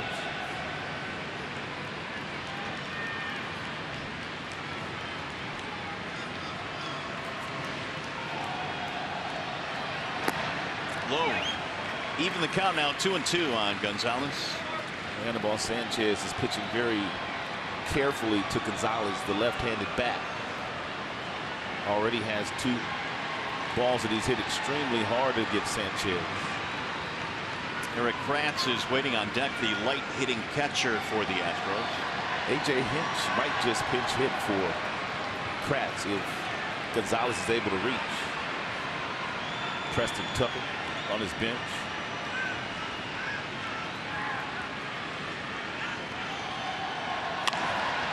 Sliced the other way, but foul. Back out of play. 2 balls, 2 strikes. Sanchez trying to gut through the 5th inning here.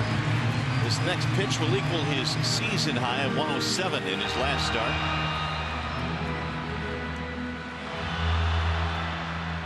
Anibal has not had at least 1 inning where it's just been a breeze. So 1, 2, 3 frame. He's had runners on every base, although he struck out the side in the 3rd after the home run by Springer. This will be his last inning if he's able to get through Gonzalez. Animal taking a lot of time with runners in scoring position. And there's been runners in scoring position all afternoon long.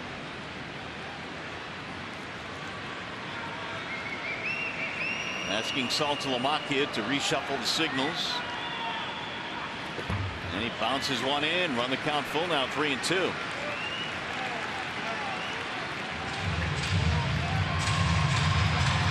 Tigers had Wilson and Ryan warming up in their bullpen. Lefty-righty combination. Now it's just Wilson. Now Ryan is sat down. Alex rejoined the team yesterday from his rehab assignment. So it's all systems go. He's been able to pitch in back-to-back days and multiple innings. Well, he's just not been on the same page with Saltalamacchia in this half inning. And Salty doesn't want to leave anything to chance here. Tigers trailed 5-0 at one point in this game, but they clawed back into it on the strength of a pair of homers, Saltalamacchia and Kinsler.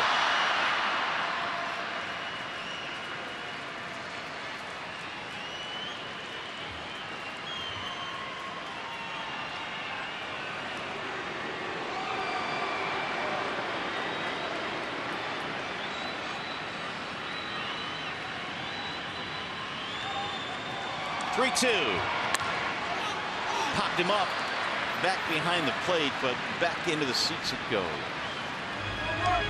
Well, Gonzalez continues to battle.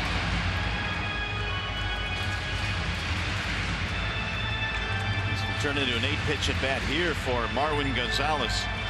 His first at bat, he rifled a double down the right field line.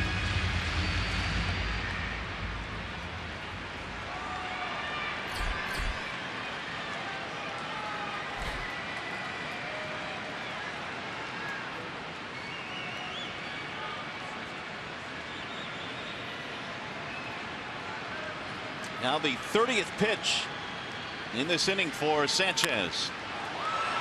It's going to go way foul down the right field line. So we'll do it again.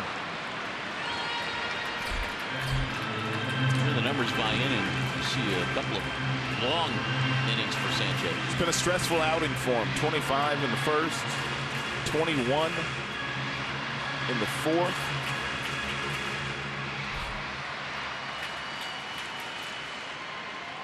But he needs to make a pitch here. Astros have the runners moving on 3-2. Sanchez has 7 strikeouts in this game. Make it 8. He swings and misses, and down goes Gonzalez. Long half inning, but Sanchez got through it. 5 in the books here in Houston. Still a 2-run game.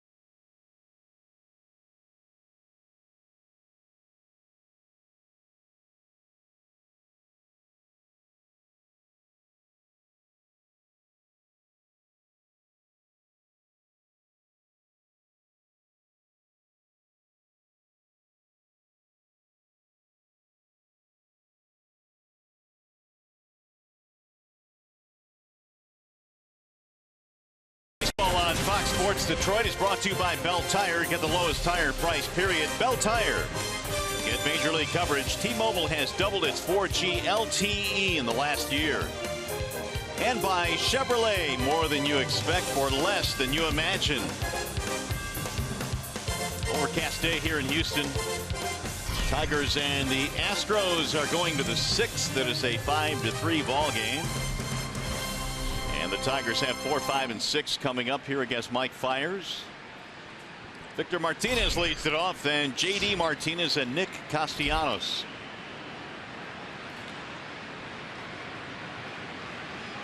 Shift is on against Victor, and the first one is in for a strike in the outside corner. They shift Victor to Poole in the infield, but in the outfield they shade him the opposite way.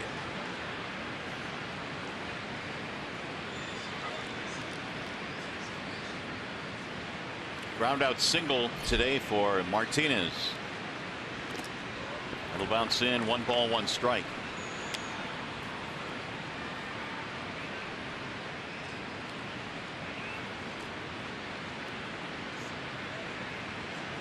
Victor Martinez now is just 2 RBI shy of 1,000 for his career. He picked up 1 last night. He'll get there before too long. Here's the 1-1. That'll get fouled the other way. And once he does get there, he'll be the 5th Venezuelan-born player to get to 1,000 RBIs. Tony Sipp, the lefty, and Pat Neshek, the righty. Miguel Cabrera on that list. Andres Galarraga, Bobby Abreu, and Maglio Ordonez. Maglio. Talking about the renaissance of Detroit. Maglio, a big part of that as well. That's up and in, spinning him out of the box. Maglio is the next guy that Martinez has his eye on, but he's got over 1,200 RBIs. Before it's all said and done, Miguel Cabrera is going to put himself out of reach of all the other Venezuelan-born players that are coming behind him for sure. Miguel celebrates a birthday tomorrow. Is that right? Yeah. The chopper to the right side foul. I believe Miguel will be 33 years old tomorrow. I believe you're right. And it's a day off. Uh-oh. For me. He'll be able to enjoy it. Yes, he will. You think he's going to get some presents tomorrow? If he doesn't, he'd probably go out and get his own. Buy his own cake. Yeah, he can. A few candles on it. He can bring Cake Boss in to get his cake. 2-2.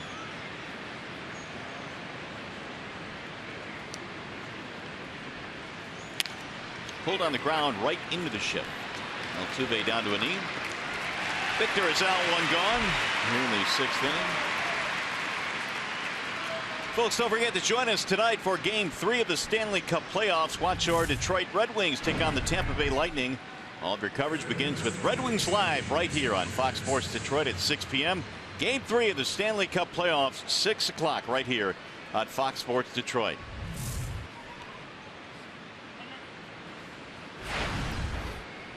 J.D. Martinez will stand in.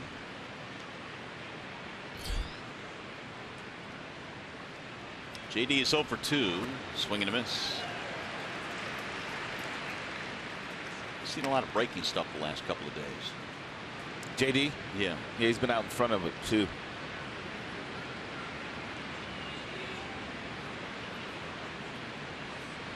Fiers has gotten him twice in this game. That one hits the outside corner for a strike. Fiers was cruising along until the home run by Saltalamacchia, and then a 2-run shot later in the 5th inning by Kinsler. Tightening this one up considerably. Here's the 0-2. Would not chase the fastball high. White Sox lost today. Tampa beat them 3-2. And KC in Oakland today.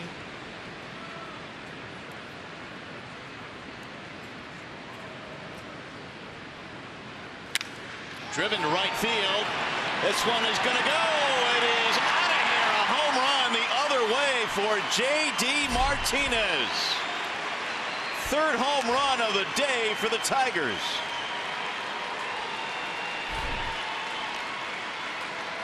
And Oppo shot his second of the season.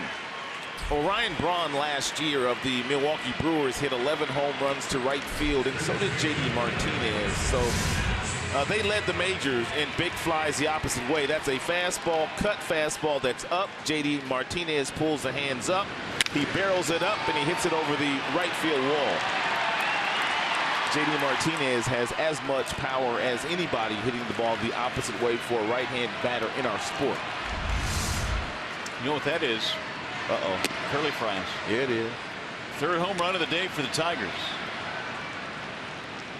Exit speed there of 100 miles an hour, 369 feet according to StatCast. Here's Castellanos. 2-0 on Nick. Strikeout flyout for Castellanos. 5-4 ball game. And the two teams have combined for 5 home runs in this one.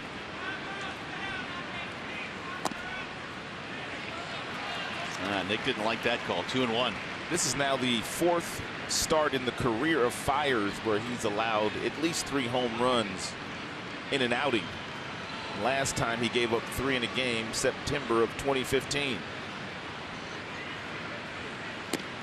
That one almost hit him. This is the 3rd career start for Fiers against Detroit. His first 2 were really good. He's been touched up now for 4 runs in this one.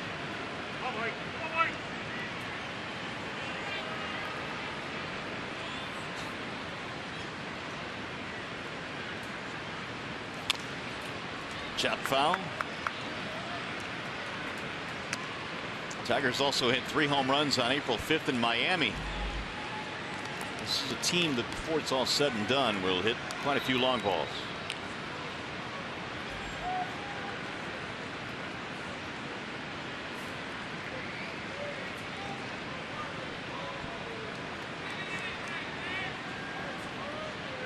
Here's the 3-2. Swing and a miss, and Castellanos is out. I made mention of the fact that J.D. has mad power the opposite way. Here's some of his 11 home runs in that direction last year, which tied him for first in the majors. Since he retooled his swing and started pulling his hands closer to his body, it has allowed him to generate a lot more bat speed with that swing path. And man, has he had a nice 2-year run in a Tiger uniform. Here was the last one by J.D. Martinez to tighten this one up even more to make it a 5-4 ball game. Lefty due up, so Tony Sipp coming in. Wall side windows pitching change. We'll be back.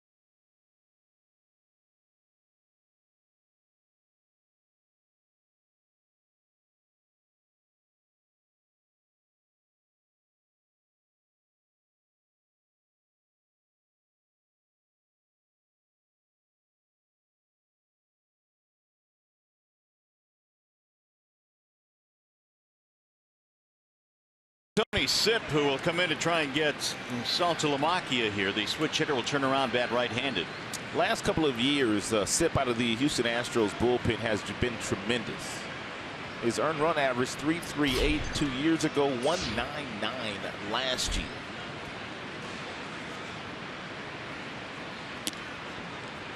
Right-handers since the start of 2014 have hit 192 against Sipp.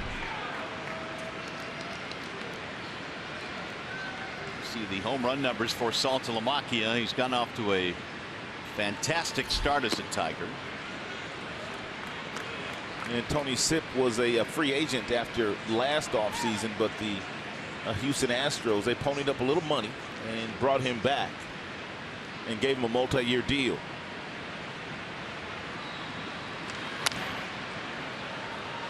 Two and one. Let's take a look at the freaky fast. Jimmy John's freaky fast delivery of the game. Saltalamacchia playing long ball for the 4th time this year. One of 3 home runs the Tigers have hit in this game.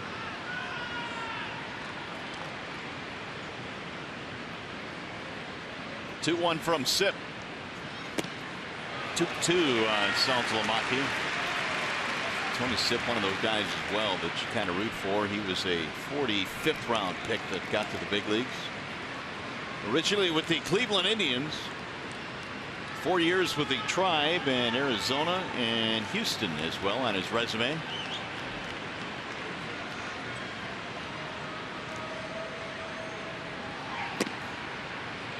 Three and two on Saltalamacchia.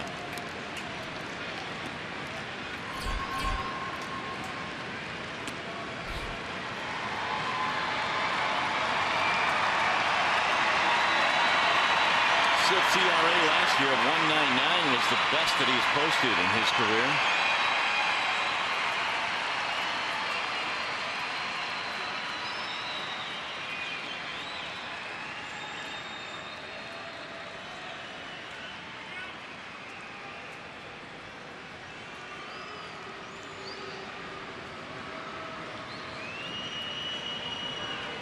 Three and two.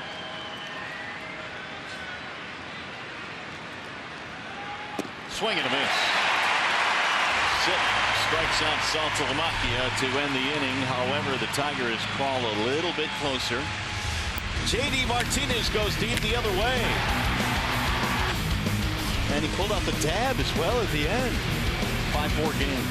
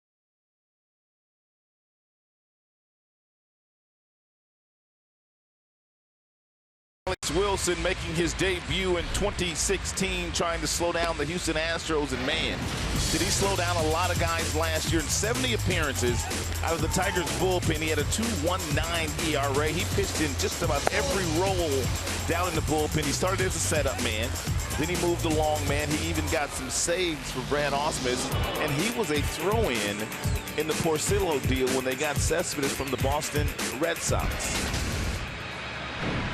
Well, here is Alex Wilson in the wall-side windows pitching change. Brad said just yesterday they're not going to try and pick and choose spots for him. They're going to use him when they need him, and they say he's ready to go. He's got to pitch, so he's going to come in a one-run game.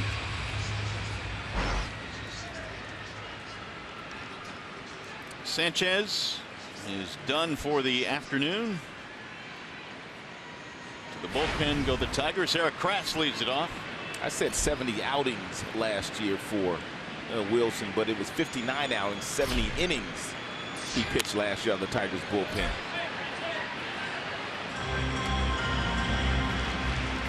Wilson returning from the disabled list. Tigers were bitten by the injury bug in spring training, but nothing extremely serious, which is always a good thing. Still waiting on Cameron Maben getting it back. And he's pretty much just needs some at-bats.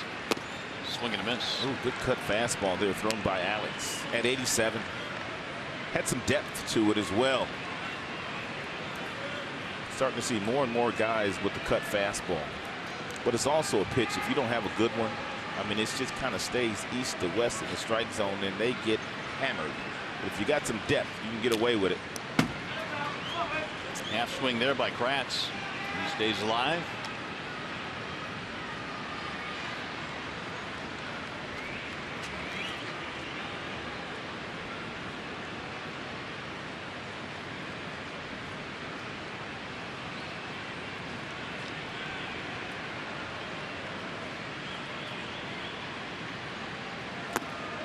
Dive low and away.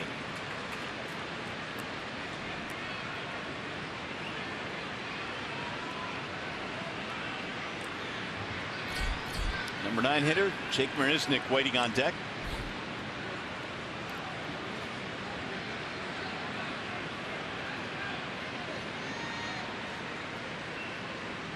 Here's the 1-2, and he laid off. 2 balls, 2 strikes. Yeah, he might as well go back upstairs with a good four-seam fastball right around the letters. It might be difficult for Kratz to hold up on it. Tigers pitchers have already, well, Anibal Sanchez struck out 8 in the 5 innings that he was out there. Comes that fastball. Drilled to center field, but straight it goes. Kratz is out, 1 away. Time for a game break with Justin White.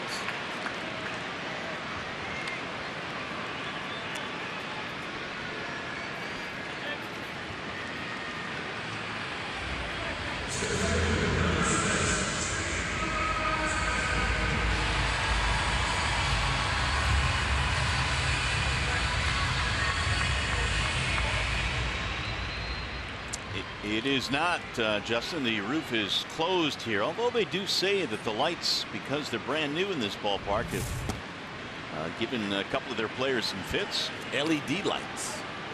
Fancy. Jake Marisnick is 1 for 2, single and a strikeout.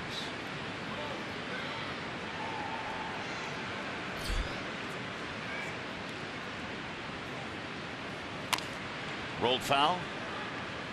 No balls, 2 strikes. Tigers once trailed 5-0 in this game. It's now a 1-run game, 5-4.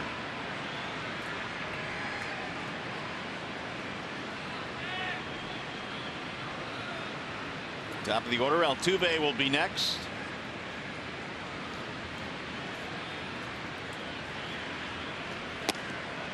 Got him in the outside corner. Strike 3. Caught him looking, and he didn't like it. Second time he's beefed with home plate umpire Rob Drake. Can't locate a 93-mile-per-hour swing back fastball any better than this one that Alex Wilson throws. It's a nice job. That is the 9th strikeout for Tigers pitching in this game. Well, that's something that go hand in hand with the Houston Astros. They hit a lot of home runs, but they also strike out quite a bit. Altuve homered in his first at bat, an opposite field home run to lead off the bottom of the first. And then he delivered a key 2-run single with Gonzalez and Marisnik scoring. That was back in the 4th inning. And right now the difference in this game. Good pitch. It's that cutter, man. It's nasty. It's got some depth to it.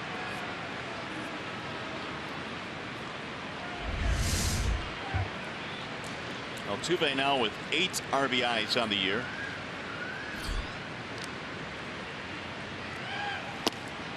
On the outer edge.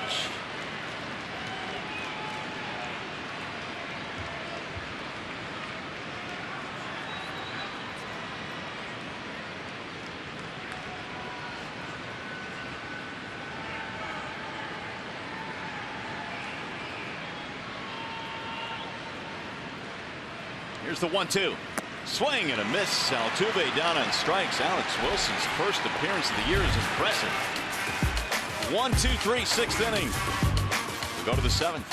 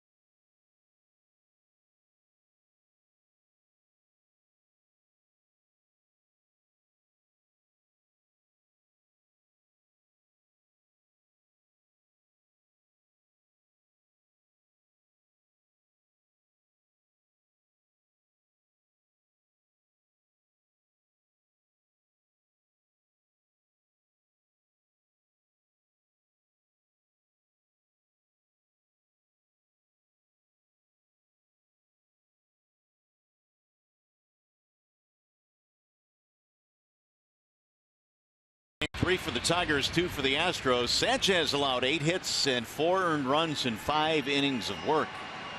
And the Astros have had plenty of chances today, just 1 for 10 with men in scoring position, though. A telling stat. Here's Anthony Gose facing Tony Sipp. 7th inning is underway. As Sipp delivers ball 1 high. Iglesias and then back up to the top, Ian Kinsler. Astros have 8 hits. The Tigers have 7 in this ball game.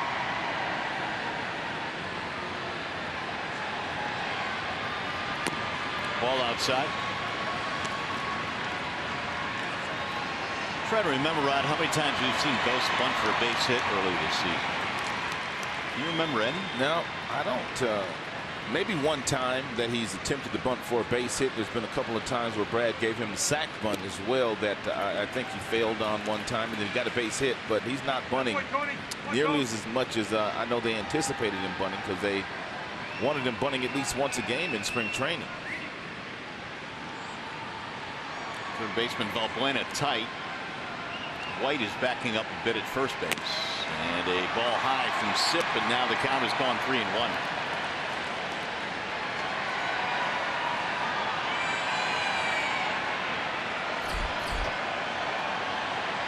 Iglesias waiting on deck.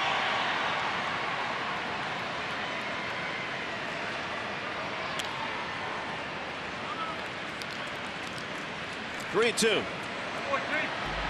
Tony Sipp came on in relief of the starter Mike Fiers. Sipp got Saltalamacchia swinging to end the sixth.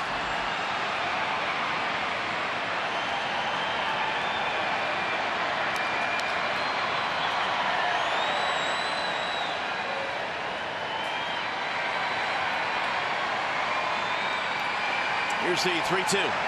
Swing and a miss, and Ghost is down on strike. Nope, he fouled it off. He's still alive. I'll take it back. The Astros have 6 strikeouts as a staff. The Tigers have 10 strikeouts as a staff.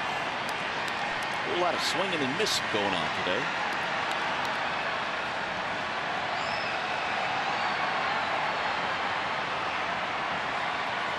And again the 3-2. Ghost stays alive.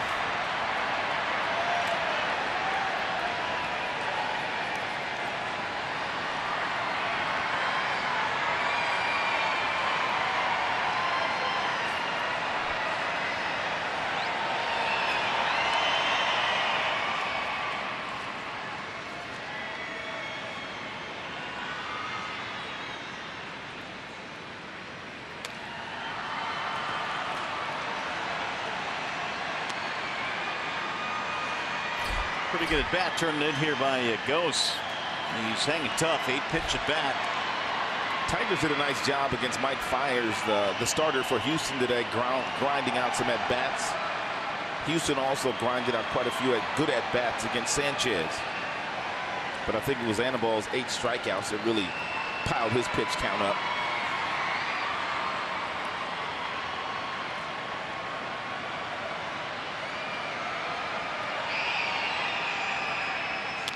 Another foul. Tigers are trying to get to a bullpen here that has come out slow out of the gates for Houston. Their ERA as a pen is 5.12, which is toward the bottom of the American League, and this is a bullpen that was 4th in the AL last year. Their ERA was 3.27, but they've not been nearly as sharp this year in the month of April. Another one that'll head back into the seats. And really the only player they added to the bullpen was a kid, Ken Giles, that they traded for. He was in Philadelphia last year. They gave him quite a few pieces to get Giles. That Neshek came into the ball game yesterday, and he is ready to go when needed here today. And Ghost with an 11-pitch at bat draws a walk. Tying run is on.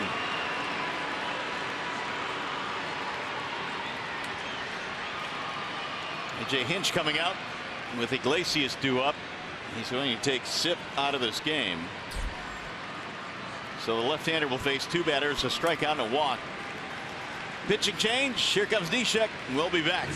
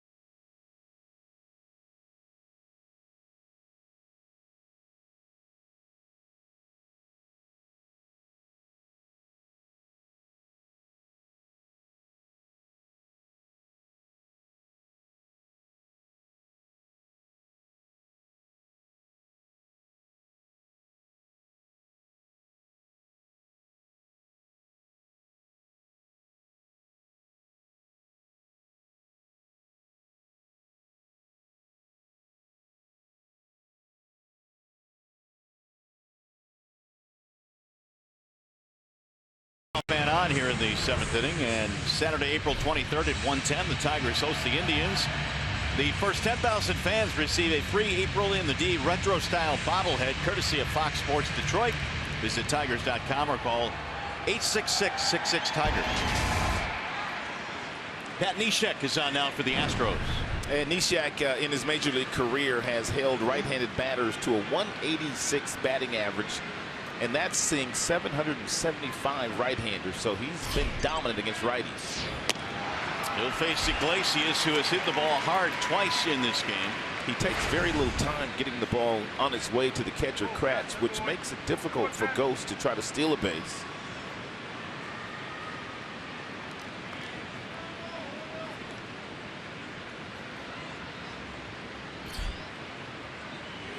Anthony represents the tying run at first. That is popped up right side of the infield, and Altuve calls off his first baseman. Here is the Magic Moonshot presented by Magic Window. Ian Kinsler in the 5th. This was against their starter Fires. He got one of those split-fingered fastballs in the happy zone at Kinsler, and he turned on it for a 2-run homer. 1 and 3 long balls hit by the Tigers today. 4th home run of the season already. Kinsler with another multiple hit game today. He is 2 for 3.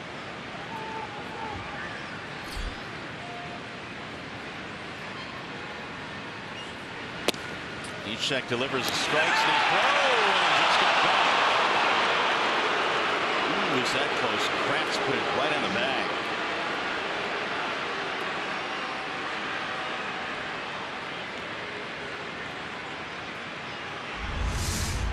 And good secondary lead for Anthony Ghost. And he just got back.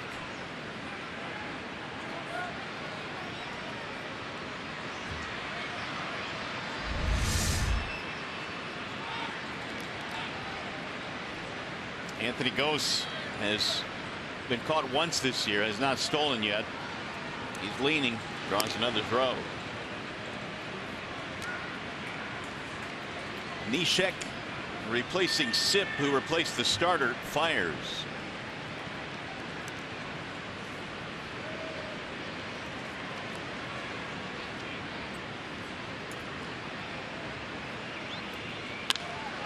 In the air toward left. Colby Rasmus to the warning track. 2 gone.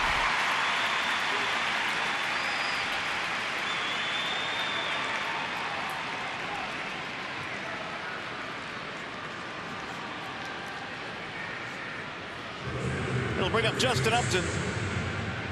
Time for a big hit from Upton. He's 0 for 3, although he hit the ball hard his last time up, and Valbuena at third base made a nice play on it.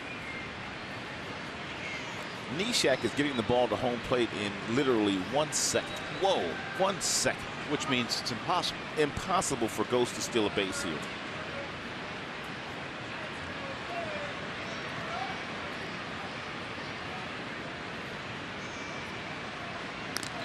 But the one thing that Ghost can do, and he's very good at it, even though we have not seen him do it this year, he really is a fan of the delayed steal. He probably was successful maybe 3-4 times with the delayed steal last year.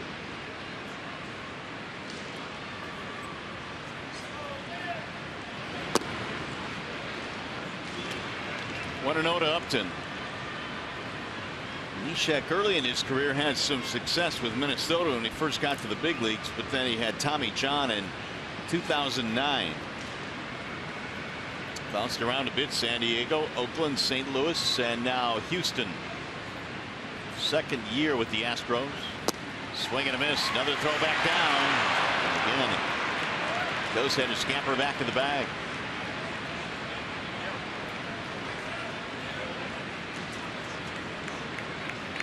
Houston had some action in the bullpen. That's Ken Giles.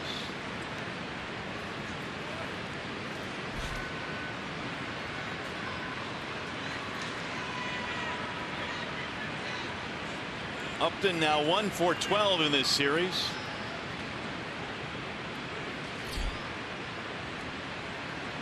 swing and a miss.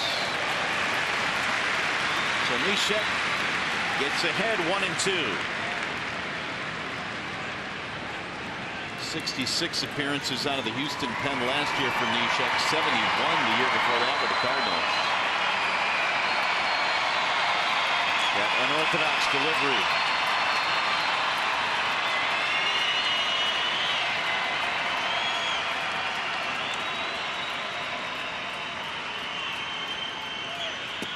Got him, strike 3.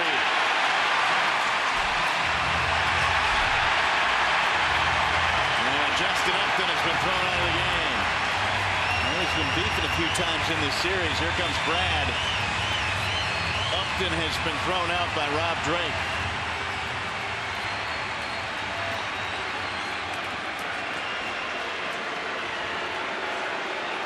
Neshek comes out of the pen and gets 3 big outs.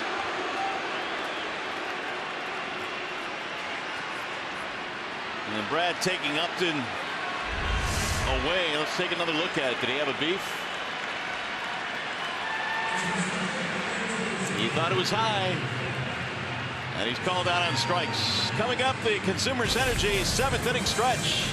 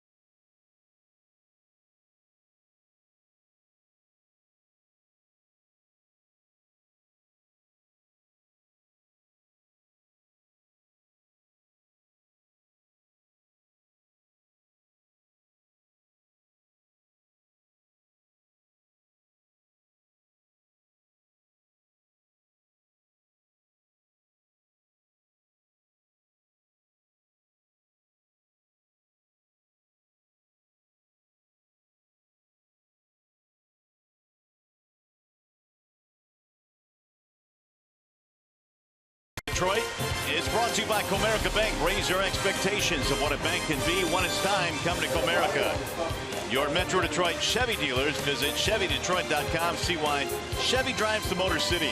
And by Wallside Windows. We can do that. We are the factory. Well, we talk about Kansas City's barbecue, but Houston's got some as well. Yes, they do.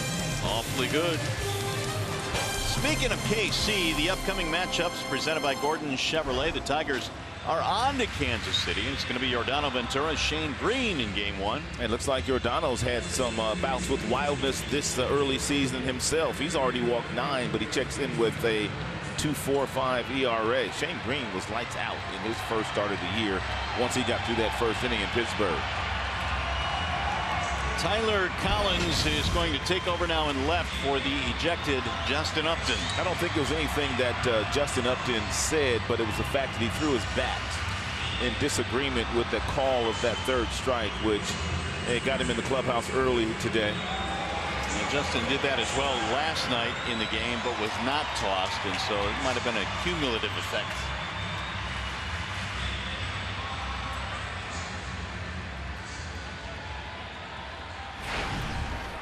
So here come the Astros now in the bottom of the 7th. It'll be George Springer, Colby Rasmussen, Tyler White. Alex Wilson going out there for his 2nd inning of work. Big swing there by Springer. And the first inning that he pitched against the right-handers that he went up against, he had that real good cut fastball anywhere from 87 to 89. And he did not miss his location with that pitch on the outside part of home plate. And the way Springer's been swinging the bat against the Tigers in his career, you can't afford to miss with your location. 1 ball, 1 strike. Kyle Ryan has been warming up. Drew Verhagen has been throwing as well. Tigers trail by a run here in the 7th. High fly ball center field. Ghost going back to the warning track to haul it in. The Tigers have Ghost playing a lot deeper this year than he did last year. About 5-6 steps. And every now and then Anthony tries to creep in, but Dave Clark will watch him and move him back. You can see he already starts back pretty deep, and these plays have become routine now for Anthony. So Brad will take the baseball. The Tigers go to the bullpen with Colby Rasmus due up, and we'll be back to Houston.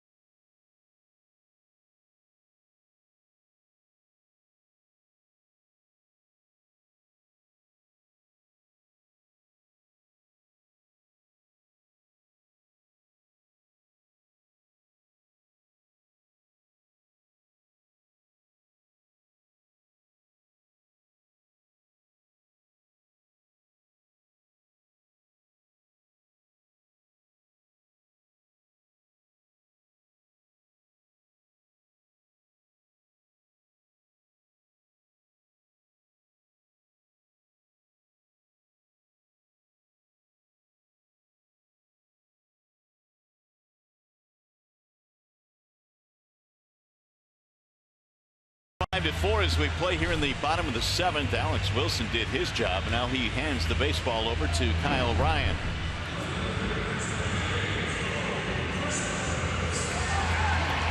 Kyle Ryan in 16 games last year walked 30 and struck out 30 and walked 20.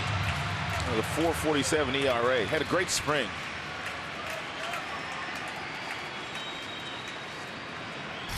Wilson faced 4 batters, retired all 4 of them. Now here's Colby Rasmus. Ball 1.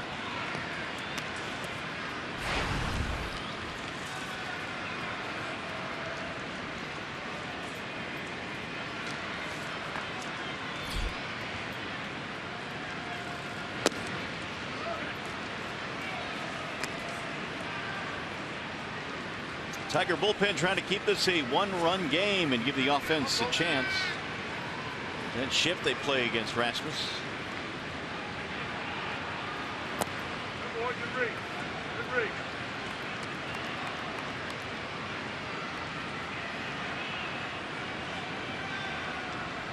Kyle last pitched against Pittsburgh, an inning in relief for the Tigers.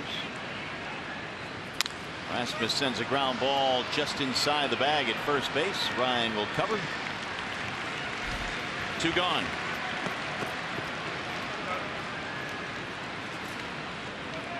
Well, it's April in the D life-size checker sweepstakes. Enter now for your chance to win a $100 grocery gift card and the chance to be a life-size checker. Go to www.foxsportsdetroit.com for your chance to win. 2 up, 2 down, and here is Tyler White.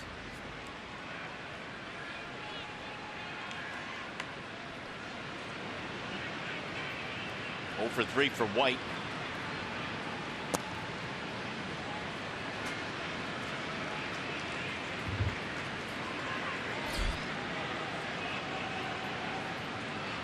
He came in red hot. Tigers, for the most part, have done a pretty good job on White. He's 1 for 9 in the series. He does have 1 home run. Here's a high fly ball to right. Playable. And J.D. Martinez hauls it in. It's a 1-2-3 7th inning. Tigers baseball presented by Bell Tire.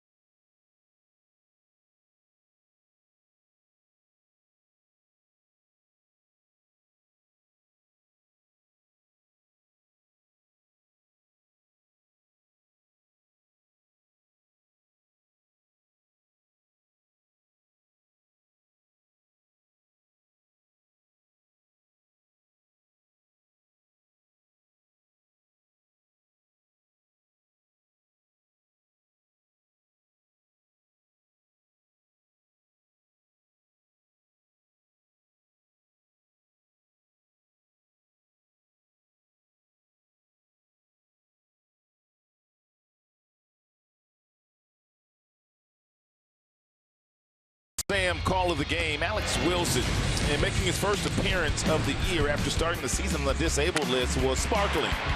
4 up, 4 down. A couple of lazy fly balls to center field, a couple of strikeouts in the 1 1/3 innings that he pitched here today. Man, does that lengthen the Tigers bullpen? A healthy Alex Wilson.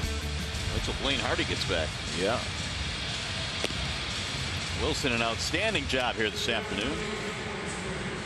And as a result, the Tigers still down by a run as we go to the 8th inning. And it's going to be Ken Giles coming out of the bullpen now for Houston. Well, he hasn't been very good in the first couple of weeks of the season. The earned run average at .964. He's given up a couple of home runs already. He does have a big arm. His fastball will get up into the mid-90s along with a slider. Mid to upper 90s, I should say.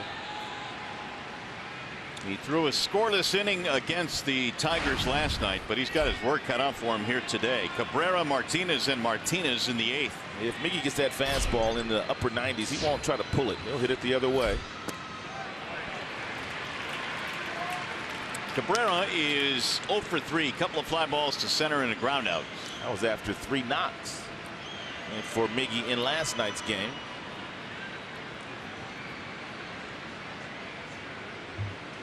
Here's the 0-1. Ooh. Easy gas. 96. Bell tie. He threw it exactly where Kratz, the catcher, was asking for it.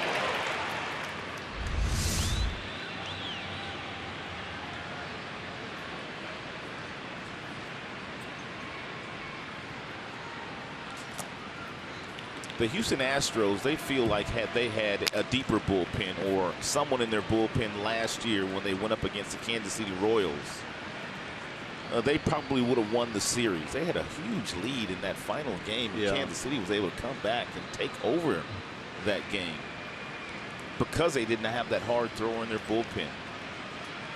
Well, they have one now. Yes, they do. 6-2 lead in the 8th in that game. Swinging again. Miggy is carved up. Don't say that very often. First pitch slider to Miguel Cabrera, then he went upstairs at 96 with a heater, and then he got to a real nice arm slot and threw a nasty slider up there that Miguel swung right over the top of. 8 strikeouts for Astros pitching in this game. Here is Victor Martinez.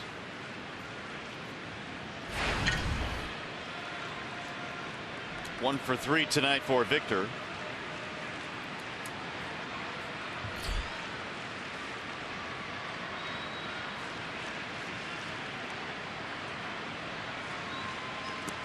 Ball one.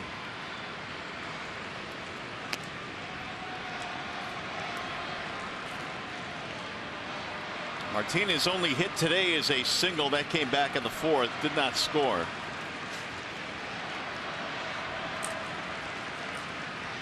Giles replacing Neshek, who replaced Sip.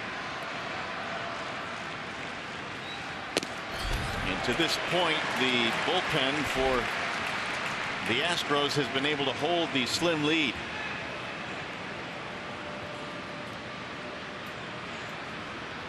Justin Wilson, the lefty, warming up in the Detroit bullpen.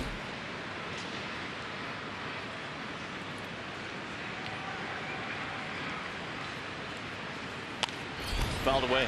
I like the fact that Brad will use Wilson here today, even though his team is losing. It's a scheduled day off tomorrow.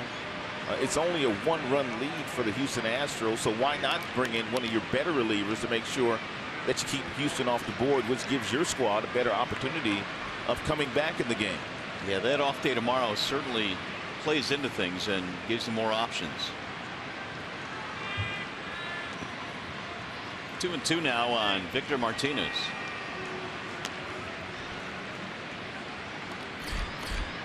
There is J.D. Martinez waiting on deck. 3 Tigers homers in this game, 2 of them solo shots. Saltalamacchia and J.D. and Kinsler a 2-run homer.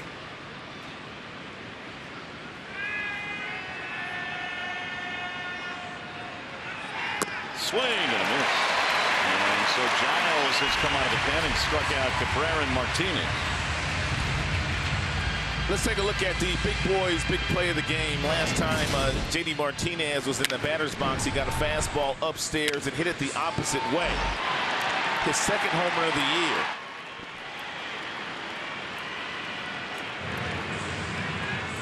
year. Use another one right here. Shift is on against J.D. to the left side of the infield, and he swings and misses. Getting a chance to see why the Houston Astros were willing to give up all that they gave up to the Philadelphia Phillies to acquire Ken Giles. One, he has outstanding stuff. A plus-plus fastball and a real nice slider, but they have him under control for the next 3 years, too.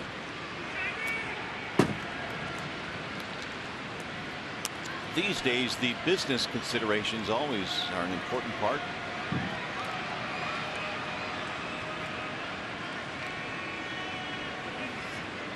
We've got a total of 19 strikeouts in this game, 10 for Tigers pitching and now 9 for the Astros.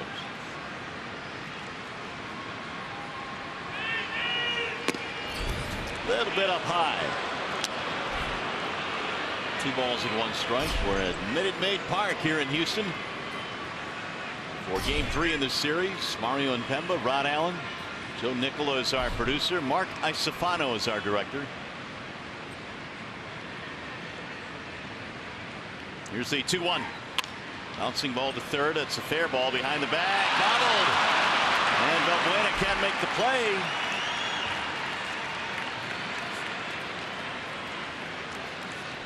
E5. Yeah, Valbuena got there and backhanded, but just didn't close the glove. And the ball just bounced out as he was trying to transfer, but never really had a clean handle on that ground ball. So that will keep the inning going. The door is cracked open a little bit for the Tigers as Castellanos stands in.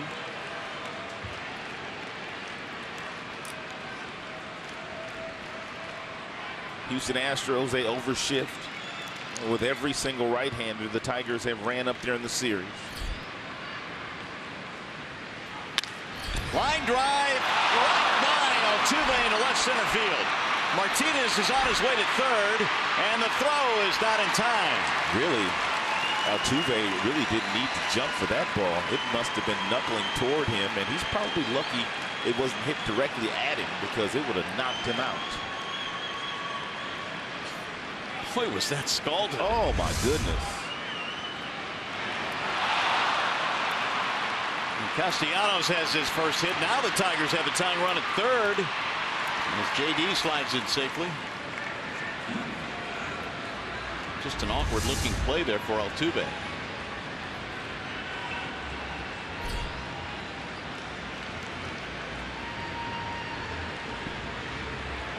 Nobody warming up right now for the Astros, so this is Giles' inning here in the 8th, and he's got to get Saltalamacchia, who's been red hot. I'm still amazed that there are some pitchers out there, regardless of what their stuff is, that continue to throw first pitch strikes to Castellanos. It does make you wonder. He is wearing them out.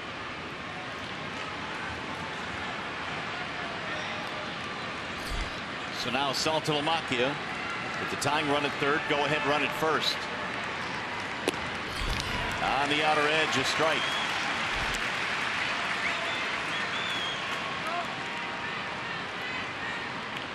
Well, there is no such thing as a moderate shift for the Astros.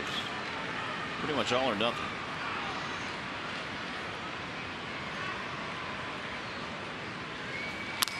Ground ball right side, straight at Altuve. And the threat is over. Saltalamacchia is out, so are the Tigers. They threaten, but leave 2. We go to the bottom of the 8th.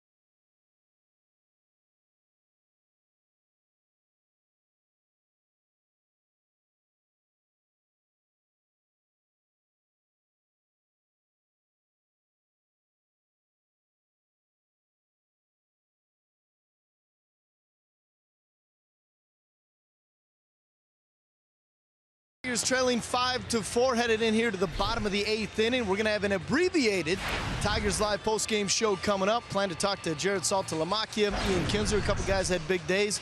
Also, Willie, good to see Alex Wilson back here for the Tigers. And, of course, we'll get the thoughts of the manager, Brad Ausmus. Now, the reason we have an abbreviated show is we got Game 3. We're talking hockey playoffs, Red Wings, Tampa Bay Lightning. It's going to be big time.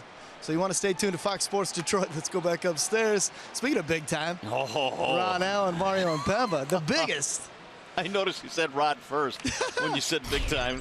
All right, Johnny Kane, thank you. Here we go in the bottom of the 8th. There's a strike called to Evan Gattis, who leads it off against Kyle Ryan. Gattis, Valbuena, and Gonzalez. 5-4 game. Tigers down by a run in the finale in this series. That sprayed foul down the right field line. 0-2 on Gattis, who had a single in the 5th. And is 1 for 3 tonight, or today.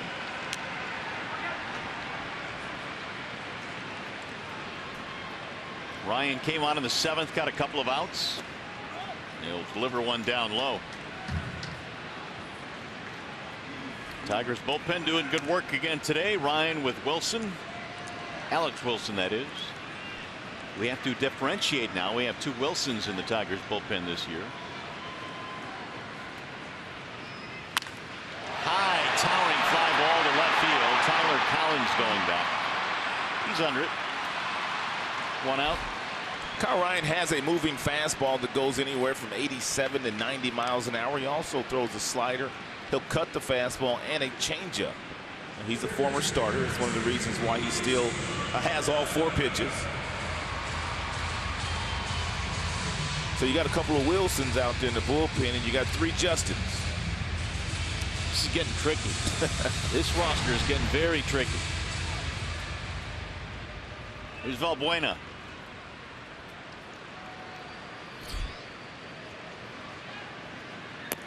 Ball 1-2 Valbuena. Tigers in the ninth have Ghosts, Iglesias, Kinsler.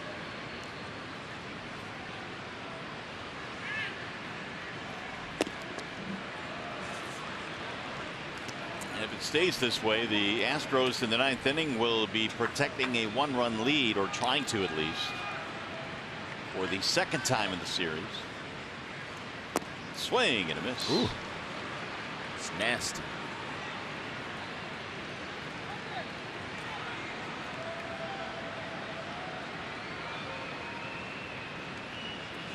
Here's Ryan's 1-2.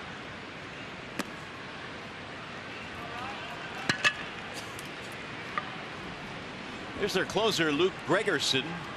He'll be coming in the ninth. Sinker slider. Real good slider thrown by Gregerson. Missed inside.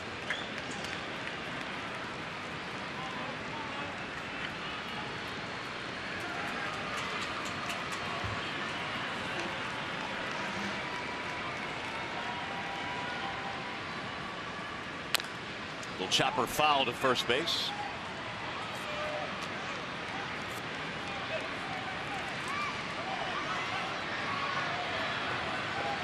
Valbuena was at the plate in the first inning when Sanchez uncorked a wild pitch, scoring a run.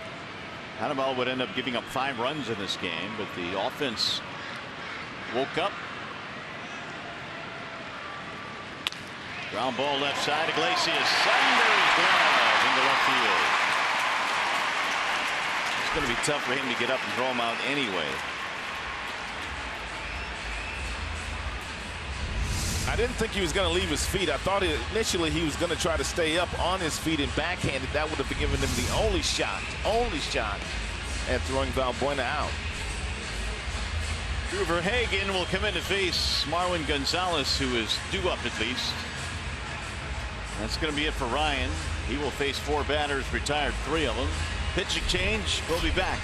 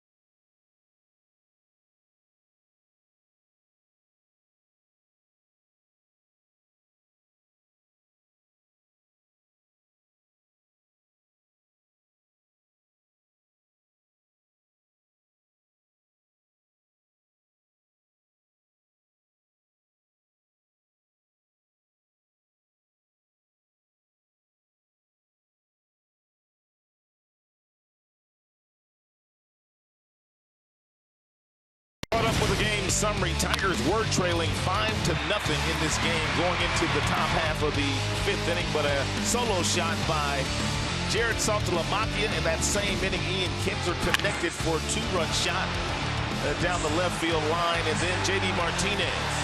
He homered later in the contest. Score is 5-4 now. 3 long balls for the Tigers, and the Tigers now bring in Drew Verhagen. He had a rough one just a couple of days ago when he was over in Pittsburgh, but the reason why he's in the game now is that ground ball rate. 73% of the balls that he has thrown since coming to the big leagues have been ground balls. Brad's looking for the double play. High fly to center field, routine for Ghosts. And Gonzalez will be retired on 1 pitch. 2 outs.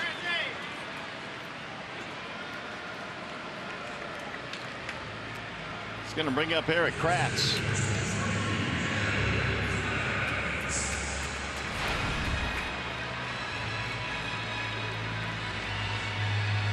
Five runs, 9 hits for the Astros. 4 runs, 8 hits for the Tigers.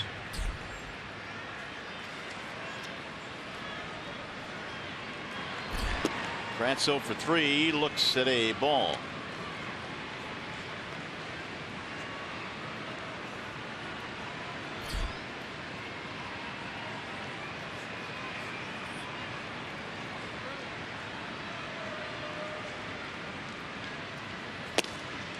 On the outer edge from Verhagen. Drew's last outing against the Pirates got knocked around a little bit. Went 2/3 of an inning. Gave up 5 hits. Here's the 1-1. Breaking ball outside.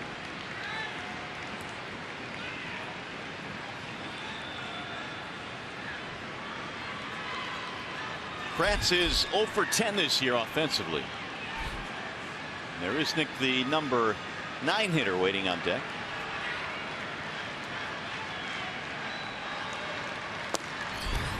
Missed again. 3-1.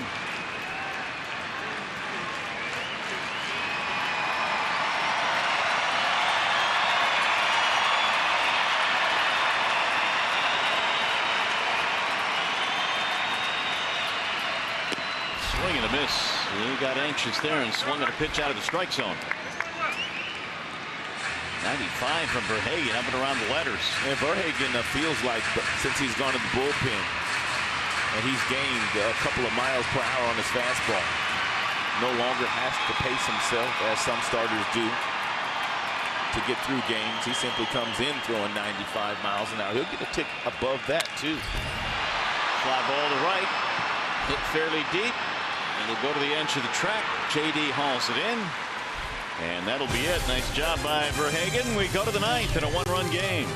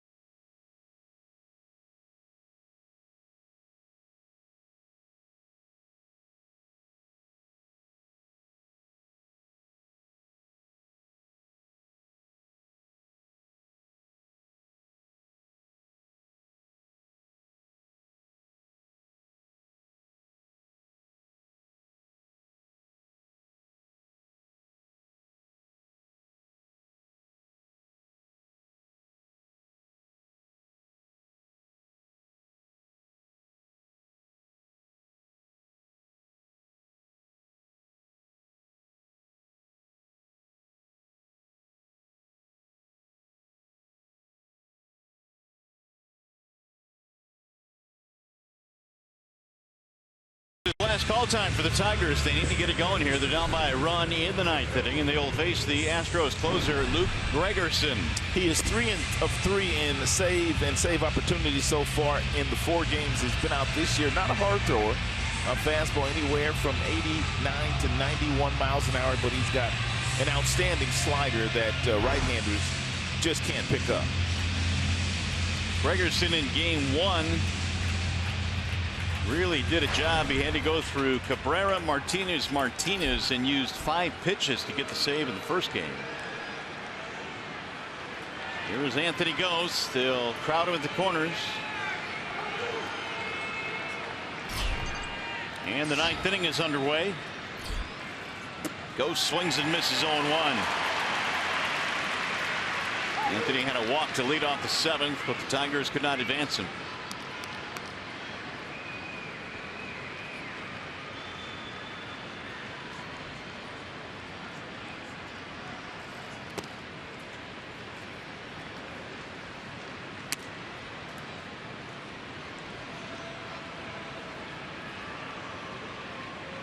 Fourth save opportunity for Gregerson.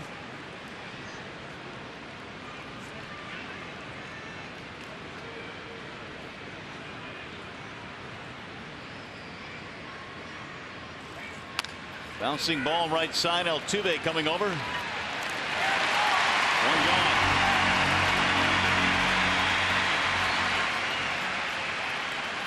Follow Tigers baseball live with the MLB.com at Bat app. Stay up to the moment at any moment with game day, live game video highlights, StatCast, news, and more. Download MLB.com at Bat, the #1 app for live baseball on your phone or tablet. Now here is Iglesias. Single and 3 at bats.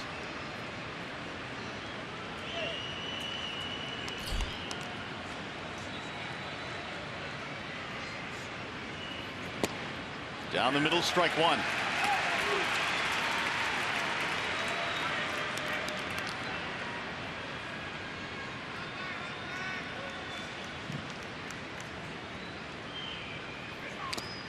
Fouled off, strike 2. There's that slider at 82 miles an hour that Gregerson features.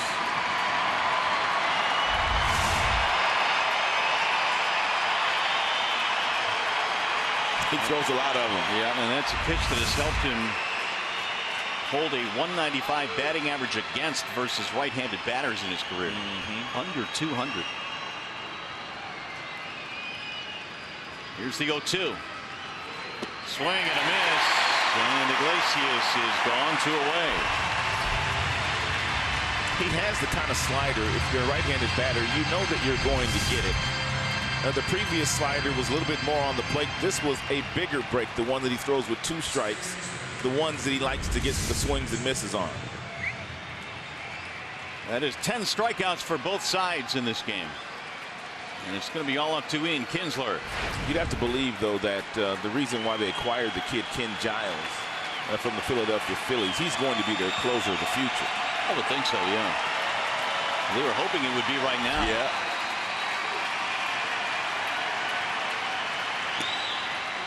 Ball high.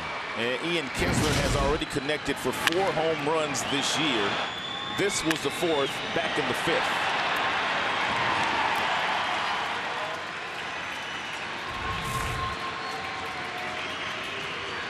Kinsler takes high 2-0.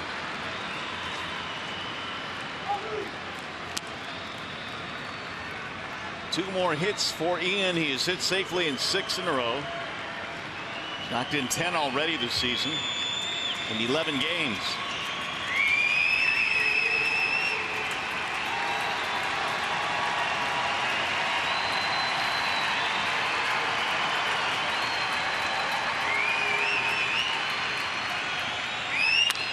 Right to the shortstop, or I should say second baseman. Altuve, the tag. He's out at first base. They had the shot, hit it right at him. Gregerson again protects a 1-run lead in the 9th, and the Astros win 2 out of 3 in this series from the Tigers.